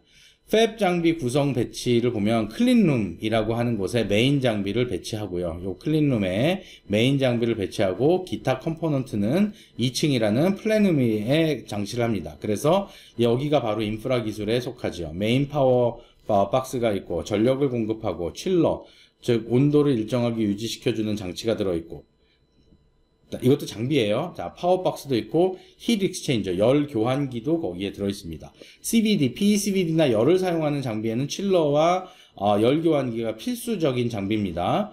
자, 그 다음에 장비 컴포넌트, 펌프나 뭐 이런 것들도 다 연결이 돼 있고요. 그 다음에 1층에 있는 플래닛 같은 경우에는 이제 펌프가 연결되어 있는 경우도 있고, 그다음에 1차 스크러버가 연결되어 있는 경우, 가스 공급 장치가 이렇게 같이 있는 경우가 있습니다. 팹 구조에 따라서 1층 플래늄, 2층 플래늄을 같이 만들어 놓은 플래늄이라고 하는 경우도 있고, 1, 2층 구분해 놓은 경우도 있고 그렇습니다. 자, 이제 뭐 앞으로 지어질 팹들은 다 이렇게 1, 2층을 다 구분해서 사용을 한다, 이렇게 보셔도 될 것 같고요. 여기가 바로 인프라 기술이다. 여기가 설비 기술이고 공정 기술이고 그렇다, 이렇게 보셔도 될 것 같아요. 자, 메탈 챔버, 메탈의 PVD 챔버는 언더레이어 필름과 반응을 억제하기 위해서, 즉 언더레이어의 다이엘렉트릭과 다이엘렉트릭의 메탈 컴포넌트가 메탈 아이온들이 디퓨전 되는 것을 방지하기 위해서 배리어 역할을 하는 것도 만들어야 되고, 그 다음에 컨택과 산화막을 제거하기 위한 클리닝도 있어야 되고, 각각의 기능을 할 수 있는 챔버가 장비에 다 붙어 있어야 돼요. 왜냐면 중간에 공정을 하나 하고 꺼낼 수가 없는 공정이죠. 왜죠? 금속의 메탈 공정은 산소하고 만나면 바로 치명적으로 산화가 일어납니다. 그러니까 메탈 공정은 모든 것이 장비 안에서 이루어져서 만들어져서 나와야 돼요. 엣치 같은 경우에는 결국 괜찮아요. 다이엘렉트릭을 엣치하는 것이고 컨덕터, 폴리를 엣치하는 것이라 메탈을 엣치하는 것이 아니기 때문에 괜찮습니다. 데포지션 마찬가지로 괜찮아요. 하지만 PVD는 이 안에서 모든 것을 다 해결해야 돼서 이 챔버의 개수가 되게 많아요. 챔버 개수를 한 장비에서 운영하려다 보니 TM을 2개를 가지고 있습니다. 그래서 장비의 크기가 굉장히 크다. 자, 웨이퍼 이동 경로의 예시를 한번 볼게요. 풉이 여기에 놓여집니다. 풉이 로드 포트에 놓여지면 바로 이게 쿨링 플레이트에 가서 공정을 할 수 있는 정도의 온도로 살짝 만들어 준 다음에, 두 번째, 그 다음에 디게스 챔버에 들어가서 표면에 있는 불필요한 그런 기체 성분들, 즉 대기 중에 노출됐던 그런 성분들을 싹 다 없애는 디게싱 챔버에 들어가고요. 그 다음에 다시 TM으로 들어왔다가 다시 배리어를 하는 PVD, 탄탈륨 PVD 챔버에 들어갑니다. 그리고 나서 카퍼 시드를 다시 증착시키고 다시 나와서 쿨다운해서 나가는 그런 시드 공정을 얘기할 수 있고요. 이것이 공정이 시드 공정이 아니고 메탈 라인 공정이다. 그러면 라인의 카퍼를 또 다시 공정을 할 수도 있고 그렇습니다. 그래서 장비의 전체 장비 크기가 크다. TM이 주로 2개로 이루어져 있다. 여러 개의 PM 프로세스 모듈이 장착돼 있다. 그리고 이 장비 하나 안에서 필요한 단위 공정이 모두 다 끝나야 된다. 이렇게 보시면 될 것 같습니다. 자, AMAT, Applied Materials 300mm 메인 장비 플랫폼을 설명을 드릴게요. AMAT라고 하는 것은 Applied Materials라는 미국 본사를 의미하고요. AMK는 Applied Materials Korea 한국 지사를 의미합니다. 자, AMK, AMAT, 한국에 있는 회사는 AMK, 미국은 AMAT. 단일 기업 장비 기업으로 가장 많은 종류의 장비를 공급하는 기업으로 엣치, CVD, PVD, CMP, 임플란트 등을 공급을 합니다. 그래서 전 세계 디스플레이 장비도 그렇게 공급을 하고요. 전 세계 장비 기업 중에 가장 큰 기업이고요. 가장 레버뉴가 큰 기업이고 장비의 종류도 제일 많습니다. 그에 따라서 엣치 장비도 사실 되게 유명한 그런 기업이었고요. 그 기업이 공급하고 있는 장비의 플랫폼이라고 하는 장비 바디, 플랫폼이라고 하는데 챔버를 제외한 장비 구조가 이런 식으로 되어 있습니다. 센츄라라고 하는 장비들은 이런 식으로 구성이 되어 있어요. 4개의 챔버가 붙을 수 있고요. 프로듀서라고 하는 것은 옆에 3개의 챔버가 네모난 그런 구조를 가지고 있고, 그 다음에 엔듀라라고 하는 것은 TM을 2개를 가지고 있는 그런 플랫폼을 가지고 있습니다. 그래서 이런 엔듀라가 바로 PVD 시스템에 적용이 되는 것이고, 프로듀서라고 하는 것이 CVD 시스템에 들어가거나 또는 센츄라가 CVD 시스템에 들어갑니다. 요 옆에 어떤 챔버가 붙었느냐에 따라서 그게 엣치 장비냐, CVD 장비냐 이렇게 구성이 되는데, 물론 일반적으로 바디와 챔버가 이렇게 맞게 공급이 되는 경우도 있지만 그렇습니다. 회사 소개를 한다라는 것이 아니라 여러분들이 무엇인가를 좀 잘못 알고 있는 것들도 있어서 제가 좀 그런 것들을 정보를 전달해 드리려고 합니다. 예전에 센츄라 플랫폼은 1982년도에 런칭이 돼서 지금도 사용이 되고 있고, 프로듀서는 그 이후에 2000년대 초반이나 90년대 말에 런칭이 돼서 되고 있고, 엔듀라라는 것도 PBD가 90년대 초반에 돼 있습니다. 제가 이 설명을 왜 드리냐면 국내 장비 기업들은 주로 90년대에 생기거나 또는 2000년대에 주로 많이 생겼습니다. 2000년대 초반에 작은 형태의 중소기업도 아니고요. 정말 작은 기업으로 시작했습니다. 우리가 흔히 얘기하는 그런 중소기업으로 시작을 해서 그 장비사의 규모가 굉장히 작았었고요. 상대적으로 외국계라는 어플라이드 머티리얼, 램 리서치 뭐 이런 회사들이 그때는 굉장히 큰 규모의 기업이었습니다. 물론 지금도 굉장히 큰 규모지만, 그래서 장비사들이, 우리나라 국내 장비사가 성장을 하는 20년 동안 주로 이렇게 하나의 그 공정 장비를 공급하는 기업으로 성장을 했습니다. 그래서 하여튼 그런 식으로 불과 20년밖에 안 됐습니다. 그때 당시에는 기업이 굉장히 작아서 국내 장비 기업들도 고전을 면치 못했지만, 지금은 20년 정도 지나서 지금은 장비 기업들이 어느 정도 일정 규모를 갖게 되고요. 대부분의 기업들이 단일 이런 공정 장비들을 공급을 합니다. 그래서 예를 들어서 세메스라고 하는 기업이 굉장히 큰 기업이죠. 에치 장비를 공급하고 물론 클리닝 장비도 공급을 합니다. 아직은 CBD 장비를 공급을 하진 못하고 있어요. 네, 아직은. 세메스 같은 회사도 CBD 장비를 공급하지 못하고 있습니다. 원익 IPS 같은 기업은 에치 장비를 공급하는 것이 아니라 CBD 장비를 공급하고 있습니다. 이 CBD라고 해서 ALD 장비도 공급을 하기도 하고요. 그 다음에 PBD 장비를 공급하지 못해요. 그러니까 CBD 전문 기업이라고 얘기를 하는 것이고, PBD 기업은 아직도 우리나라에 기업이 없고, CMP라는 장비를 공급하는 기업은 K시텍이라는 기업입니다. 임플란트 장비를 공급하는 기업이 아직 없습니다. 그래서 국내 장비 기업의 규모가 좀 작아 보이는 이유가 바로 이 성장에 대한 그 시간축을 같이 고려해야 된다라는 것들입니다. 저는 요즘 진짜 개인적으로 강의 시간을 할애해서 제가 설명드릴 만큼 중요한 부분이 저는 부품이라고 생각을 합니다. 자, 앞으로 지금 현재 부품 기업이 어떻죠? 부품 기업 굉장히 작아요. 네. 국내 부품 기업 너무너무 작습니다. 하지만 이 기업들이 15년, 20년이 지나면 지금 장비 기업 못지않은 기업으로 성장을 해 나갈 겁니다. 자, 마찬가지로 해외에도 부품 기업들이 많이 있어요. RF 제너레이터를 공급하는 MKS라는 기업도 있고, 어드밴스드 에너지라는 기업도 있고요.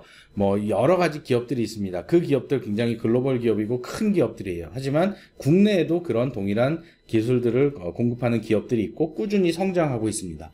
그래서 여러분들이 지금 현재 발전되어 있는 그 기업을 바라보느냐, 또는 앞으로 여러분들이 발전할 수 있는 기업을 바라보느냐라는 시각을 봤을 때, 규모가 크다 작다를 가지고 여러분들이 진로를 설정하는 것에 대해서는 저는 조금 다른 의견을 가지고 있습니다. 여러분들이 이미 크게 성장돼 있는 기업에 가면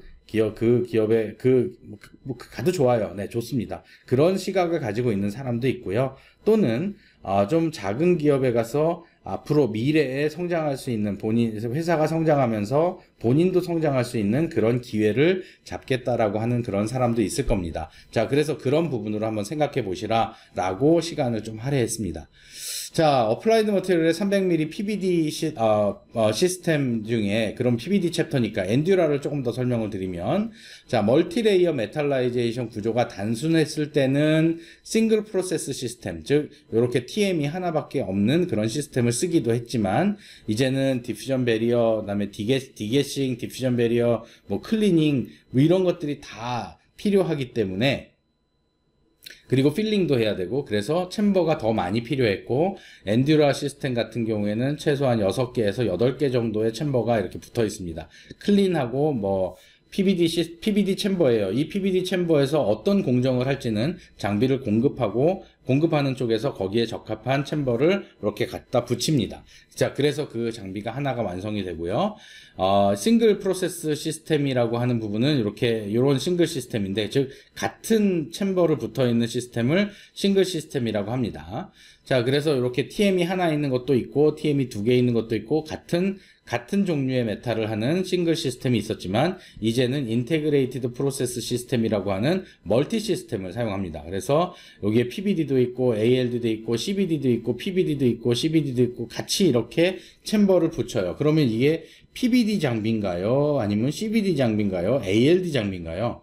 그렇게 이제 얘기할 수 없는 정도의 시대가 됐습니다. 기존에 필요한 그 공정에서 필요한 대로 챔버를 싹 붙인 다음에 웨이퍼가 들어가서 한 바퀴 삥 돌고 나오면 그 필요한 모듈 공정이 끝나 있는 메탈라이제이션 한 스텝의 공정이 끝나 있는 그런 형태의 장비로 공급되고 있다. 주요 PVD 물질의 용도는 지금 아까도 앞에서 설명드린 대로 타이타늄, 코발트, 타이타늄 나이트라이드, 탄탈륨, 알루미늄, 카퍼. 자, 용도가 다 정해져 있죠. 타이타늄, 오미 컨택을 하기 위한 실리사이드, 코발트도 실리사이드, 타이타늄 나이트라이드, 디퓨전 베리어, 탄탈륨, 카퍼 베리어. 그 다음에 알루미늄이나 카퍼는 금속 라인. 이렇게 구성이 되어 있습니다. 나타나는 사진은 여러분이 보시면 될 것 같고요. 자, 그래서 스퍼터링 공정 장비 안에서 벌어지고 있는, 챔버 안에서 벌어지고 있는 일들은 이런 것들입니다. 자, 금속 공정은 회로에서 접촉되는 오미 컨택을 만들어내기 위한 인터커넥션을 만들어야 되고 칩 외부와 연결되어 있는 패드와 연결하기 위한 패드를 만들어내는 메탈 패드를 만들어내는 공정이기 때문에 그 안에 금속을 증착하는 방법에 따라서 DC 파워를 사용하느냐 그다음에 RF 파워를 사용하느냐에 따라서 DC 스퍼터링이냐 RF 스퍼터링이냐라고 구분을 합니다.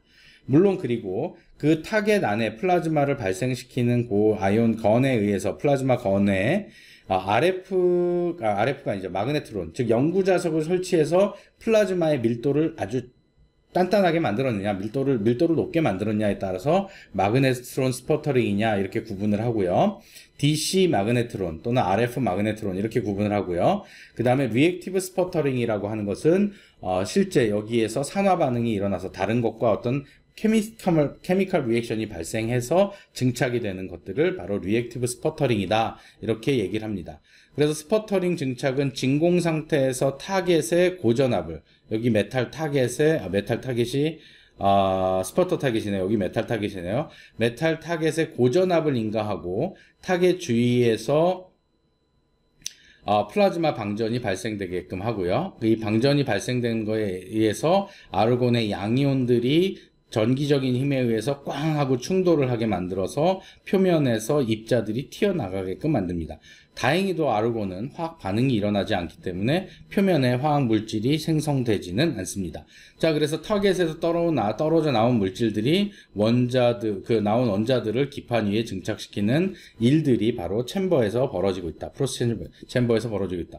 그러면 여기에 있는 압력이 높아야 좋을까요? 낮아야 좋을까요? 자, 압력이 높다는 얘기는 안에 기체 입자가 많은 것이고요. 그러면 이렇게 떨어져 나온 기체 입자들이죠. 금속 입자들이 기체 입자를 코팅시키면 안 되겠죠. 그래서 그런 조건에서는 증착이 잘 되지 않습니다. 데포지션이 잘 되지 않기 때문에 압력이 낮은 조건에서 공정을 한다. 자, 스퍼터링 공정의 구분을 보면 아까 설명드린 것처럼 DC 스퍼터링, 마그네트론 스퍼터링, 리액티브 스퍼터링이라고 구분을 짓습니다. DC 스퍼터링은 DC 파워를 사용하는 것이고, 마그네트론 스퍼터링은 그 영구 자석을 사용하는 것이고, 리액티브 스퍼터링은 리액티브한 가스를 사용해서 같이 코스퍼터링이 일어나게끔 만드는 것이다. 자, 그래서 이런 메탈의 종류에 따라서 스퍼터링 장비의 구조가 달라집니다. 이유는 어떤 물질이 스퍼터링이 잘 일어나게끔 하기 위해서 장비 구조를 바꾸는 것이고, 그게 바로 장비가 변경된다. 이렇게 보시면 될 것 같습니다. 과거의 알루미늄 배선은 그런 PVD, 그냥 일반적인 PVD를 사용했다. 그리고 물론 베리어를 사용하기도 했다. 타이타늄하고 타이타늄 나이트라이드 베리어의 조성을 살펴보면 타이타늄 나이트라이드 필름에서 타이타늄과 나이트라이드 조성에 따라서 결과의 어떤 물질 특성이 달라집니다. 그래서 나이트라이드가 많은 경우, 그러면 결국은 나이트라이드는 전기를 잘 통하지 않는 애들이기 때문에 저항성이 증가하고 컨덕턴스가 저하됩니다. 타이타늄이 많은 경우에는 더 금속 같아요. 그래서 저항은 낮아요. 하지만 물질의 특성이 또 조금 달라질 수 있어요. 그래서 우리가 원하는 타이타늄만 쓰는 것이 아니라 타이타늄과 나이트라이드의 비율을 잘 조정을 해서 원하는 만큼의 저항성을 만들어내는 그런 공정을 수행하게 되고요. N2 플로우 가스가 어떻게 되느냐에 따라서 바로 그 다음에 챔버 프레셔가 어떻게 변하느냐에 따라서 물질 특성이 좀 달라진다. 그래서 N2 플로우가 낮을 경우에는 당연히 타이타늄 리치하고요. 그 다음에 N2 플로우가 많을 경우에는 타이타늄이 더 적은 N2가 훨씬 더 높고요. 그때는 결국은 이럴 때는 결국은 저항으로 금속으로 동작하지 않기 때문에 저항성이 너무 높아서 뭐 포이즌 모드라고 이렇게 얘기를 하기도 하고, 여기는 금속 타이타늄이 많아서 메탈릭 모드라고 얘기를 하고, 여기 중간 부분은 굉장히 언스테이블합니다. 그래서 요 정도 부분 안에서 타이타늄이 리치하지만 나이트라이드가 조금 섞여 있는 그런 공정을 한다, 이렇게 보시면 될 것 같습니다. 자, PVD 장치의 구성입니다. 어플라이드 머티리얼의 엔듀라 시스템을 보여드리고 있고요. 오른쪽에는 알박의 엔트론이라고 하는 PVD 시스템입니다. 일본의 기업이고, 여기는 미국 기업인데 실제 저희 학교에서 이 시스템을 가지고 있죠. 여러분이 이렇게 보실 수 있는 그런 그 기회가 있을 건데요. 바로 여기 부분이 이 메탈 건이 있고 메탈이 위에 장착되어 있는 그런 부분이고, 기판은 저 아래쪽에 웨이퍼가 놓이게 됩니다. 그래서 여기가 바로 좀 돔 형태로 되어 있는 것들이 알박 시스템의 특징이에요. 자, PVD의 스택 커버리지를 개선하기 위한 방법을 한번 설명드리면 이해가 될 겁니다. 자, 그래서 PVD가 될 때 스테이지가 있고 타겟이 있으면 웨이퍼가 여기에 있어요. 웨이퍼가 있는데 일정한 방향으로 이렇게 스퍼터링이 일어나야 웨이퍼에 골고루 균일하게 일어나겠죠. 타겟보다 웨이퍼가 더 크다면, 또는 얘가 이게 타겟이 있지만 스퍼터링 되는 입자들이 이렇게 옆으로 사방팔방 퍼져나가기 때문에, 즉 요 가운데가 타겟이 스퍼터링이 많이 일어나면 결국은 요쪽이 두꺼워질 수밖에 없다라는 것들이고요. 그래서 아이온 메탈 플라즈마를 사용하는 IMP라는 플라즈마를 사용하게 되면 여기에 아이온 플러스 뉴트럴이 존재할 수 있는 그런 거리를 굉장히 좀 높게 두고, 요 옆에 RF 파워를 가해서 RF 링을 만들어서 다시 플라즈마가 죽지 않게끔 만들어 놓고, 스테이지에도 RF 파워를 이렇게 가해서 떨어지게 만듭니다. 그 장비가 바로 이런 장비고 구성이 되어 있다라고 보시면 되겠습니다. 그래서 워킹 디스턴스를 충분히 길게 가져가서 유니폼하게 메탈을 코팅하는 그런 방법이고요. 굉장히 좋은 성능을 나타내고 있는 그런 장비입니다. 자, 컨택 실리사이드 공정입니다. 실리사이드라고 하는 것은 금속과 실리콘의 합금을 얘기하고, 이렇게 합금이 되면 결국 온도에 따라서 금속의 상태 변화가 일어납니다. 그 상태 변화를 상변환이라고 얘기를 하는데, 저도 아직은 상변환에 대한 지식이 깊지가 않아요. 그냥 알아듣는 정도의 지식밖에 되지 않기 때문에 제가 여러분께 상변환을 설명드리지는 못할 것 같습니다. 재료공학도 아니고요. 하지만 여러분이 필요하시다면, 여러분이 메탈 공정에 관심이 있어서 메탈 공정을 선택을 하시게 된다면 이런 부분들도, 소재에 대해서도 좀 알아두시면 어떨까 하는 생각이 듭니다. 자, TiCl4라는 가스를 사용합니다. 우리는 흔히 이걸 티클이라고 이름을 그냥 이렇게 부릅니다. 티클. 트라이클로로인데 티클이라고 이름을 붙이고요. 자, 타이타늄 클로라이드, 그러니까 타이타늄 트라이클로라이드가 아니고요. 타이타늄 클로라이드라는 그 이름을 가지고 티클이라고 이름을 붙이는데, 주로 CBD 방식에서 더멀 CBD입니다. 더멀 CBD 방식으로 타이타늄을 고온의 온도에서 증착하는 그런 과정을 바로 타이타늄 실리사이드다. 컨택 바닥면에 실리콘과 접촉해야 되니까 바텀 스택 커버리지가 우수해야 되고, 후속 열 공정을 거쳐서 타이타늄 실리사이드를 만듭니다. 배리어를 만드는 거죠. 최종적으로 얼마나 균일하게 잘 됐는지를 알아보기 위해서 컨택 저항을 위치별로 측정을 해서 알아봅니다. 자, 컨택 표면에 잔류 옥사이드가 남아있으면 저항이 증가되죠. 산화가 일어나니까. 그래서 반드시 프리클린을 하게 되는 겁니다. 그래서 티클을 TiCl4를 수소와 알곤으로 반응해서 Ti와 HCl을 만들어내고, 또는 이렇게 해서 TiSi2 실리콘하고 반응을 하면 TiSi2가 만들어집니다. 실리콘일 때, 또는 실리콘 옥사이드일 때. 자, 그래서 이게 프리클린을 하고 타이타늄과 타이타늄 나이트라이드 데포지션을 한 다음에 RTA를 가지고 850도에서 열 처리를 하게 되면 요 밑에 있는 타이타늄과 실리콘이 TiSi2, 타이타늄 실리사이드가 만들어지고요. 그 다음에 요 가운데 메탈 플러그, 즉 CVD로 텅스텐 데포지션을 해서 텅스텐 플러그를 만드는 공정을 그림으로 보여드리고 있습니다. 자, 코발트 실리사이드 마찬가지로 앞으로 이제 더 많이 적용될 공정인데요. 컨택 CD가 작아지면서 실리콘하고 면적이 지속적으로 감소해서 충분한 열 처리가 잘 되면 타이타늄 실리사이드와 비슷한 정도의 그 저항을 가질 수 있다. 하지만 열적 안정성이 훨씬 더 좋고 상변환에 큰 영향을 받지 않아서 온전한 코발트 실리사이드를 형성할 수 있다. 그래서 면적이 작을 경우에 저항 개선 효과가 가시적으로 나타나고 있는 중입니다. 그러니까 앞으로 미세화가 되면 타이타늄 실리사이드보다는 코발트 실리사이드가 더 많이 사용되지 않을까. 거기에다가 앞으로 니켈까지 같이 코발트 니켈을 적용한 코발트 니켈 실리사이드가 지고 연구되고 있다. 이렇게 설명드릴 수 있겠습니다. 자, 타이타늄 나이트라이드 ALD 장비에 대해서 조금 설명을 드릴게요. 아까 앞바 부분에 타이타늄 나이트라이드 ALD 공정에 대해서 설명을 드렸습니다.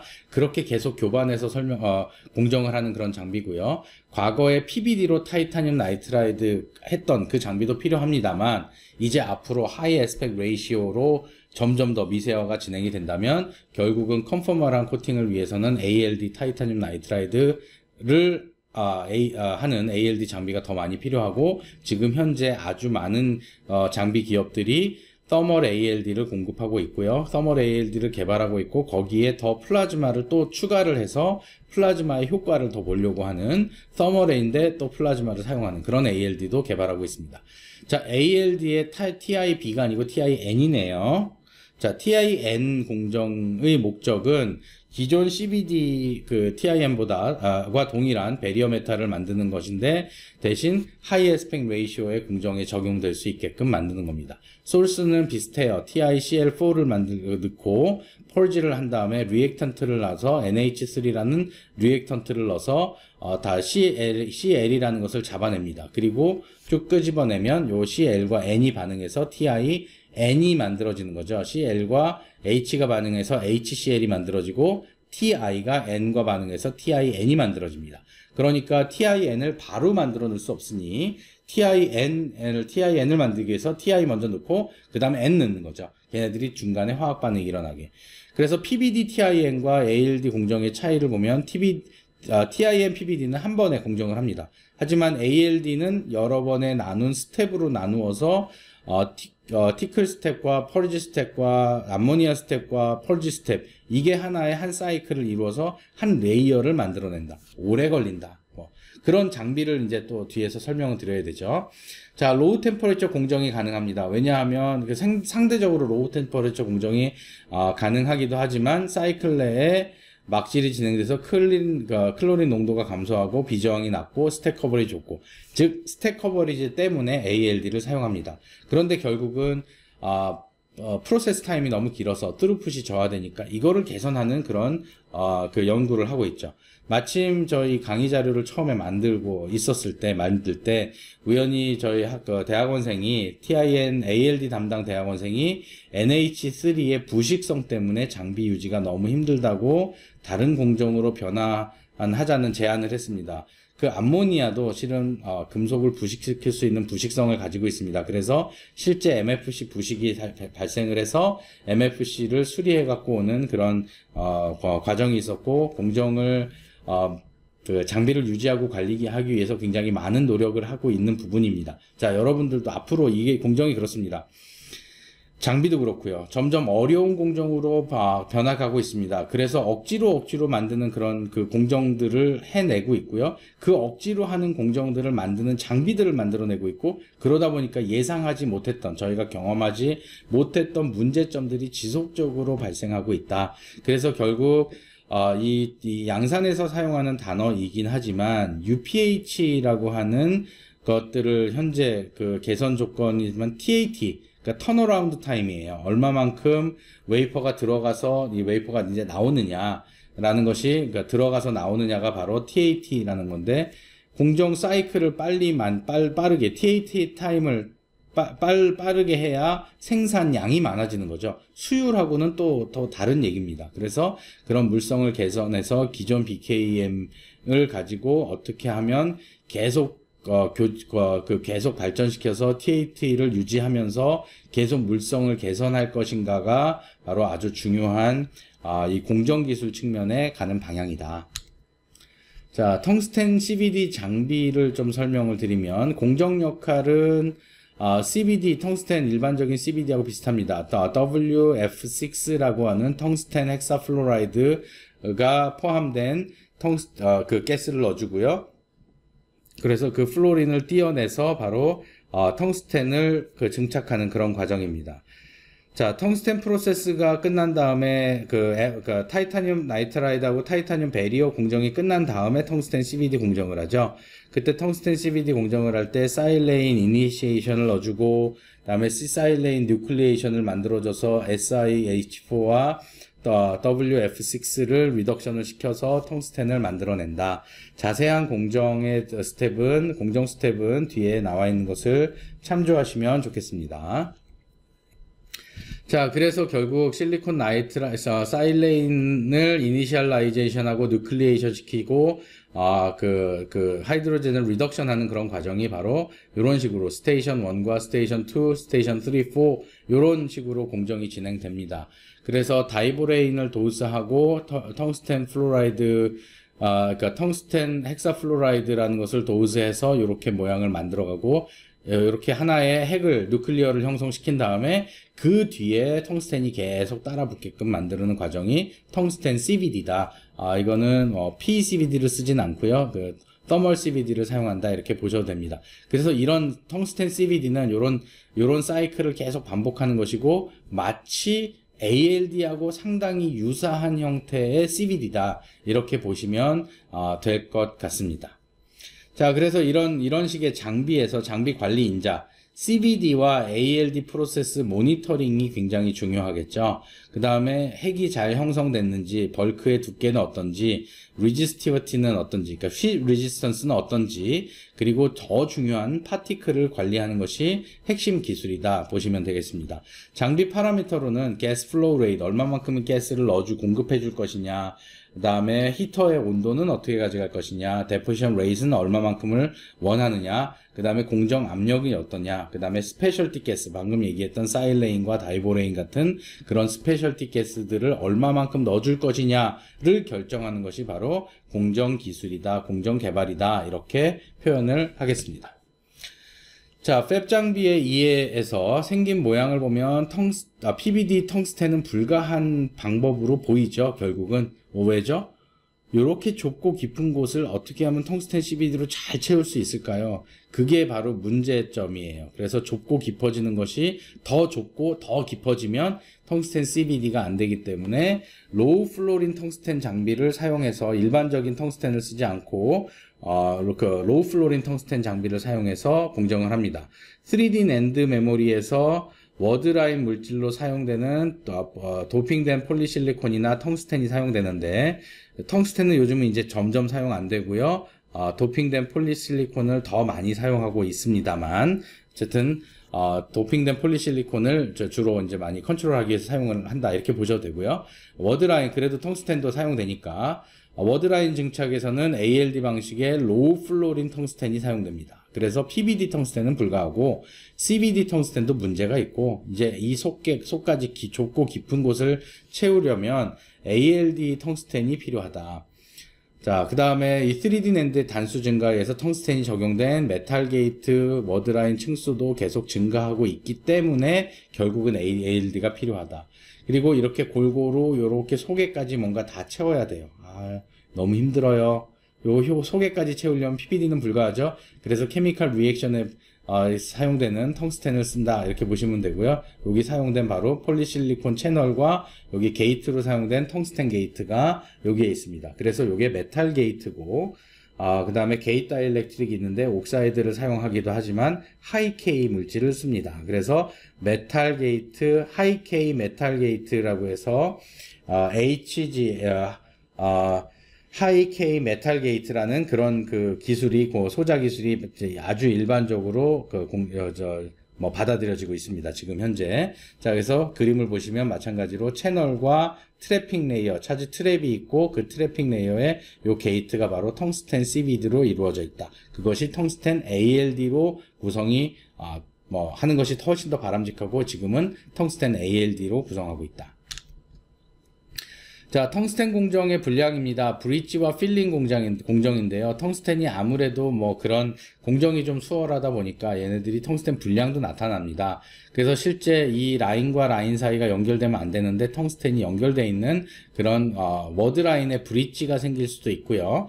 그 다음에 텅스텐 필링이 제대로 안 돼서 워드 라인이 제대로 형성되지 않은 매립 분량이라고 하는 그런 형태로 분량이 나타날 수 있습니다. 자, 참고로 반도체 분량 분석이라고 하는 failure analysis라는 것이 있는데, 반도체 테스트를 통해서 동작하지 않거나 오동작이 발생한 디바이스에 대해서 그럼 얘가 왜 잘못됐는지를 분석하는 겁니다. 그래서 산업공학과에서 많이 배우는 것들인데, QC는 퀄리티 컨트롤을 의미해서 생산된 제품이 요구 수준을 만족하는지 안 하는지를 확인하는 것이고요. QA라고 하는 것은 퀄리티 어슈어런스입니다. 즉, 불량이 발생한 제품에 대해서 원인 분석을 하고 분석 후에 개선해서 이 품질을 보증해 주는 겁니다. 누구한테? 고객사들한테. 여기는 QC는 제조사한테 대한 얘기고요. QA는 고객사들한테, 즉 메모리를 사가는 사람들한테 얘기를 해준다. 이렇게 얘기하면 되겠죠. 자, 또 하나 문제가 있습니다. 이 텅스텐 CVD를 하다 보니까, 텅스텐 ALD를 하다 보니까 또 우리 플로린이라는 걸 안 쓸 수가 없게 되는 거죠. 그래서 로우 플로린 텅스텐 공정은 다이보레인과 헥사플로로 텅스텐이라는 가스를 사용해서 생성을 해서 그 다음에 텅스텐을 계속 만들어 나가는데, 여기에 사용됐던 불소라는 것이 바로 할로겐족 원소예요. 그렇죠? 할로겐족 원소라는 것은 7족 원소라서 이온화 에너지가 되게 커요. 반응성이 되게 커요. 그러니까 이 플로린이 남아있으면 결국은 메탈을 부식시킬 수 있는 가능성이 있다라는 거죠. 그래서 공정 중에 발생한 바이 프로덕트 가스와 텅스텐 내부에 잔존하는 플로린 그리고 하이드로젠들이 반응해서 HF를 형성하고 HF라는 불산이 바로 메탈을 어택할 수 있다라 이렇게 봅니다. 그래서 생성된 HF는 텅스텐이나 주변 절연막을 녹여서 옥사이드막도 녹이고요. 워드라인, 그 다음에 워드라인과 워드라인이 연결되는 배선 브릿지 역할을, 불량을 발생하거나 셀 유전율을 감소시키는 이런 불량으로 만들어낸다는 거죠. 그래서 브릿지 불량도 나올 수 있고, 또는 이렇게 다이렉트릭 불량이 나올 수도 있고, 그래서 이런 부분들이 실제 불량이 발생하지 않도록 공정을 하는 것이 중요하다. 그리고 불량 분석을 통해서 이런 것을 막아낼 수 있는 공정 개선이 필요하다. 자, 카퍼 일렉트로 플레이팅 장비입니다. 예전에는 도금 장치를 제작하고 사용했었던 카퍼 도금 연구를 했었던 적이 있었습니다. 한 10몇 년 전에 제가 도금 연구를 했었는데요. 그 도금을 하는데 도금 기술자들한테 가서 물어보고 제가 구로에 있는 어떤 도금 기술자 할아버지한테 가서 방법을 깨달았는데, 그분이 염소를 얻는 대신에 수돗물을 이 똑똑똑 하는 두세 방울 정도를 똑똑똑 넣어주더라고요. 왜 수돗물을 넣으십니까? 그랬더니 수돗물에는 염소가 들어있어서 그 염소가 아주 소량 들어가야 되는데, 염소를 그 소량을 컨트롤하는 것보다 서울시에서 공급해주는 그 수돗물에 들어있는 염소량이 자기가 해본 그 결과로는 제일 딱 맞았다. 이런 노하우를 갖고 계십니다. 그래서 그런 노하우를 갖고 있을 정도로 이 도금액이라는 것이 굉장히 어려운 기술 중에 하나고요.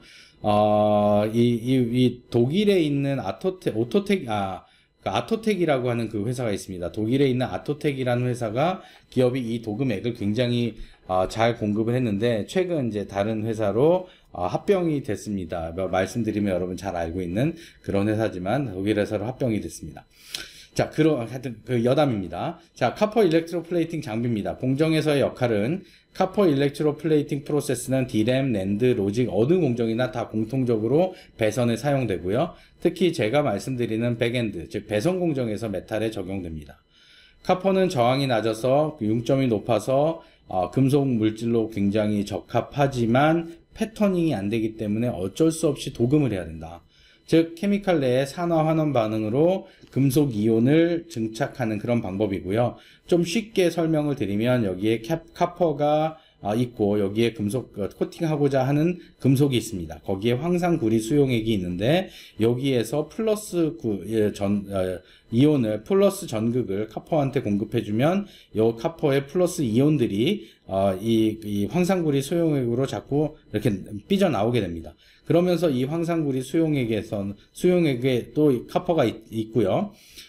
반대로 웨이퍼에는 마이너스 전기를 가해줍니다. 그러면 용의 이 전해질 속에 있는 카퍼 2 플러스 카퍼 2가 이온들이 이 마이너스를 향해서 달라붙게 되죠. 그러면서 여기에 도금이 이루어지고 이 도금액에서는 바로 에노드에서 공급된 카퍼 이온들이 계속 공급되면서 일정한 시간 동안 계속 도금을 할 수 있는 그런 과정입니다. 그런데 제가 도금을 해보니까 카퍼가 얼마만큼 순수하냐에 따라서 순도가 높으냐에 따라서 도금액을 오래 쓰냐 덜 오래 쓰냐 하는 걸로 결정이 됩니다. 그래서 예를 들어서 카퍼가 정말 100% 순도를 가지고 있다면 99.999 가지고 있다면 여기에서 녹아나오는 황산구리 수용액으로 녹아나오는 물질이 구리밖에 없어요.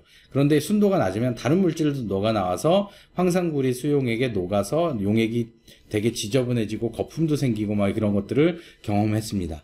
그래서 이런 재료 기술들이 얼마나 중요한지 금속 재료가 굉장히 중요하다.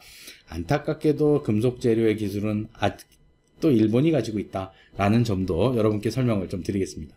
자, 카퍼 일렉트릭 플레이팅의 소재와 공정입니다. 드라이에치가 아직 불가능하다, 불가능한 이유로 데머싱 공정해야 됩니다. 결국은 도금해야 됩니다. 그래서 도금에 사용되는 그 재료가 굉장히 중요하다라고 하고요. 다음에 마찬가지로 도금 공정뿐만 아니라 사용되는 드라이 공정에서 사용되는 재료도 중요하지만 도금 공정에서 사용되는 이 재료의 순도도 되게 중요하다. 자, 장비 관리 인자가 있습니다. 자, 장비 관리 인자를 설명드리기 전에 램리서치에서 사브레라는 그 EP 장비, 일렉트로 플레이팅 장비를 여기 사진으로 보여드리고 있습니다. 진공 장비 아니고요. 그냥 여기에 케미칼이 이렇게 들어갑니다. 웨이퍼가 아래로 쏙 이렇게 내려가서 케미칼이 표면에만 싹 이렇게 덮이게 공정이 되는 장비고요. 물론 위에 덮는 뚜껑도 있습니다. 화학 성분이 바깥으로 나가지 말라고. 자, 장비 관리 인자들은 이런 것이 있습니다. 그 N아이온이라고 해서 이 플러스 이온들이 아니라 캐티온이라고 하는 음이온들이 있습니다. 그 음이온 멤브레인 기술들이 얼마만큼 잘 진행되는지 하고, 그 다음에 팟 엔트리 레퍼런스 프로브라고 해서 이 도금 두께나 이런 것들을 측정하거나 하는 것들이 있습니다. 여러 가지 하여튼 장비 관리 인자들이 있는데 저도 도금에 대한 전문가는 아니기 때문에 도금을 연구를 좀 해봤었던 것이고 도금 공정의 모니터링을 하기 위해서 연구를 했던 것이라 도금 재료에 대한 금속 재료에 대한 지식은 좀 부족합니다. 여러분이 관심이 있으신 분은 꼭 좀 찾아보셔서 개인적으로 공부를 하시면 어떨까 생각이 듭니다. 자, 이제 슬라이드 거의 마지막 부분인데요. 자, 좁고 깊은 비하 영역의 카퍼의 균일한 증착을 위해서는 하이 덴시티 플라즈마가 필요하다. 즉 배리어 장비를 사용하는데 배리어는 ALD를 쓰기도 하고 PVD를 쓰기도 하고 이렇게 PVD를 쓰기도 하고 CVD를 쓰기도 하고 ALD를 쓰기도 했습니다. 자, PVD는 당연히 플라즈마를 사용하는 거지만 PVD 장비로는 이제 좁은 것을 필링하기 어렵다라고 말씀을 드렸고요. 그래서 터멀 CVD 장비를 사용합니다. 그리고 ALD를 장비를 사용하는데 ALD 장비가 너무 느려요. 너무 느리니까 성능은 너무 좋은데 너무 느려요. 그래서 스루풋이 낮으니까 TAT가 낮다라는 거죠. tet타임이라고 하는데 TAT 타임이 낮아요. 즉 웨이퍼가 들어가서 생산 다 끝나고 나올 때까지 시간이 너무 오래 걸리니까 이런 병목 현상을 좀 해결할 수 있는 방법이 없을까라는 고민들을 하고요. 그래서 좀 더 많은 고민들을 하고 있습니다. 특히 이 서멀 디퓨전 장비에다가 코일을 이렇게 감아서 하고 있는 장치인데 여기에다가 플라즈마를 좀 더 가해 보면 어떨까 이런 생각도 하고 있고 실제 그런 장비를 연구 개발하고 있다 이렇게 설명을 드립니다. 자, 듀얼 데머신 프로세스에서 카퍼 필링 프로세스도 더 많이 잘 해야 되고요. 배리어 메탈 공정 챔버의 역할도 마찬가지로 이게 챔버가 장비가 하나지만 챔버는 여러 가지가 있고 그 챔버마다 공정 특성이 다 다르다라는 것입니다. 그래서 그것들이 바로 장비 기술이다라는 것이고요. 그 장비 기술을 실현하기 위해서 필요한 것들은 DC 파워냐, AC 파워냐, 파워 공급되는 파워의 파워 모듈의 안정성, 그리고 스퍼터링이 됐다가 튕겨 나간 애들이 다시 또 스퍼터링 되는 리스퍼터링, 또는 스퍼터링 엣치가 되는 거 잘못하면. 그래서 비저항이 어떻게 뭐 조절되는지 안 조절되지 않는지 이런 거에 대한 장비 관리 인자들이 있다, 이렇게 생각하시면 좋을 것 같습니다. 자, 향후 PVD 공정의 향후 트렌드입니다. 메탈 장비는 하나의 시스템에서 이제 PVD, CVD, ALD, 클린의 이종 챔버가 필요하고 이종 챔버가 사용되고 있고 앞으로도 더 많은 이종 챔버가 적용이 될 것 같습니다. 자, 어느 분이 저한테 며칠 전에 그걸 물어보셨어요. 왜 우리나라에는 PVD 업체가 없습니까? 라고 물어봤는데 그때 이렇게 설명을 드렸습니다. PVD는 하나의 챔버로 구성되어 있는 시스템이 아닙니다. 옛날에는 그랬지만 지금은 아니고요. 그래서 여러 가지 메탈 공정을 할 수 있는 챔버가 다 붙어야 되는데 우리나라에서는 그 여러 가지를 할 수 있는 장비 회사가 없습니다. 그래서 아마도 PVD 시스템을 앞으로 미래에 필요한 PVD 시스템을 만들 수 있는 기업이 쉽게 나타나진 않을 것 같습니다. 그러나 정부에서 큰 노력을 해서 이런 PVD 장비를 국산화할 수 있게끔 도와주셔야 되지 않을까 싶습니다. 라고 이렇게 며칠 전에 그런 답변을 드렸었습니다. 자, 게이트 저저항 물질이 필요합니다. 플로린 어택 줄이기 위해서 텅스텐 로우 플로린 텅스텐으로 사용했지만 이제 또 앞으로 이런 것이 문제가 돼서 또 다시 플로린에 대한 문제가 또 제기가 될 겁니다.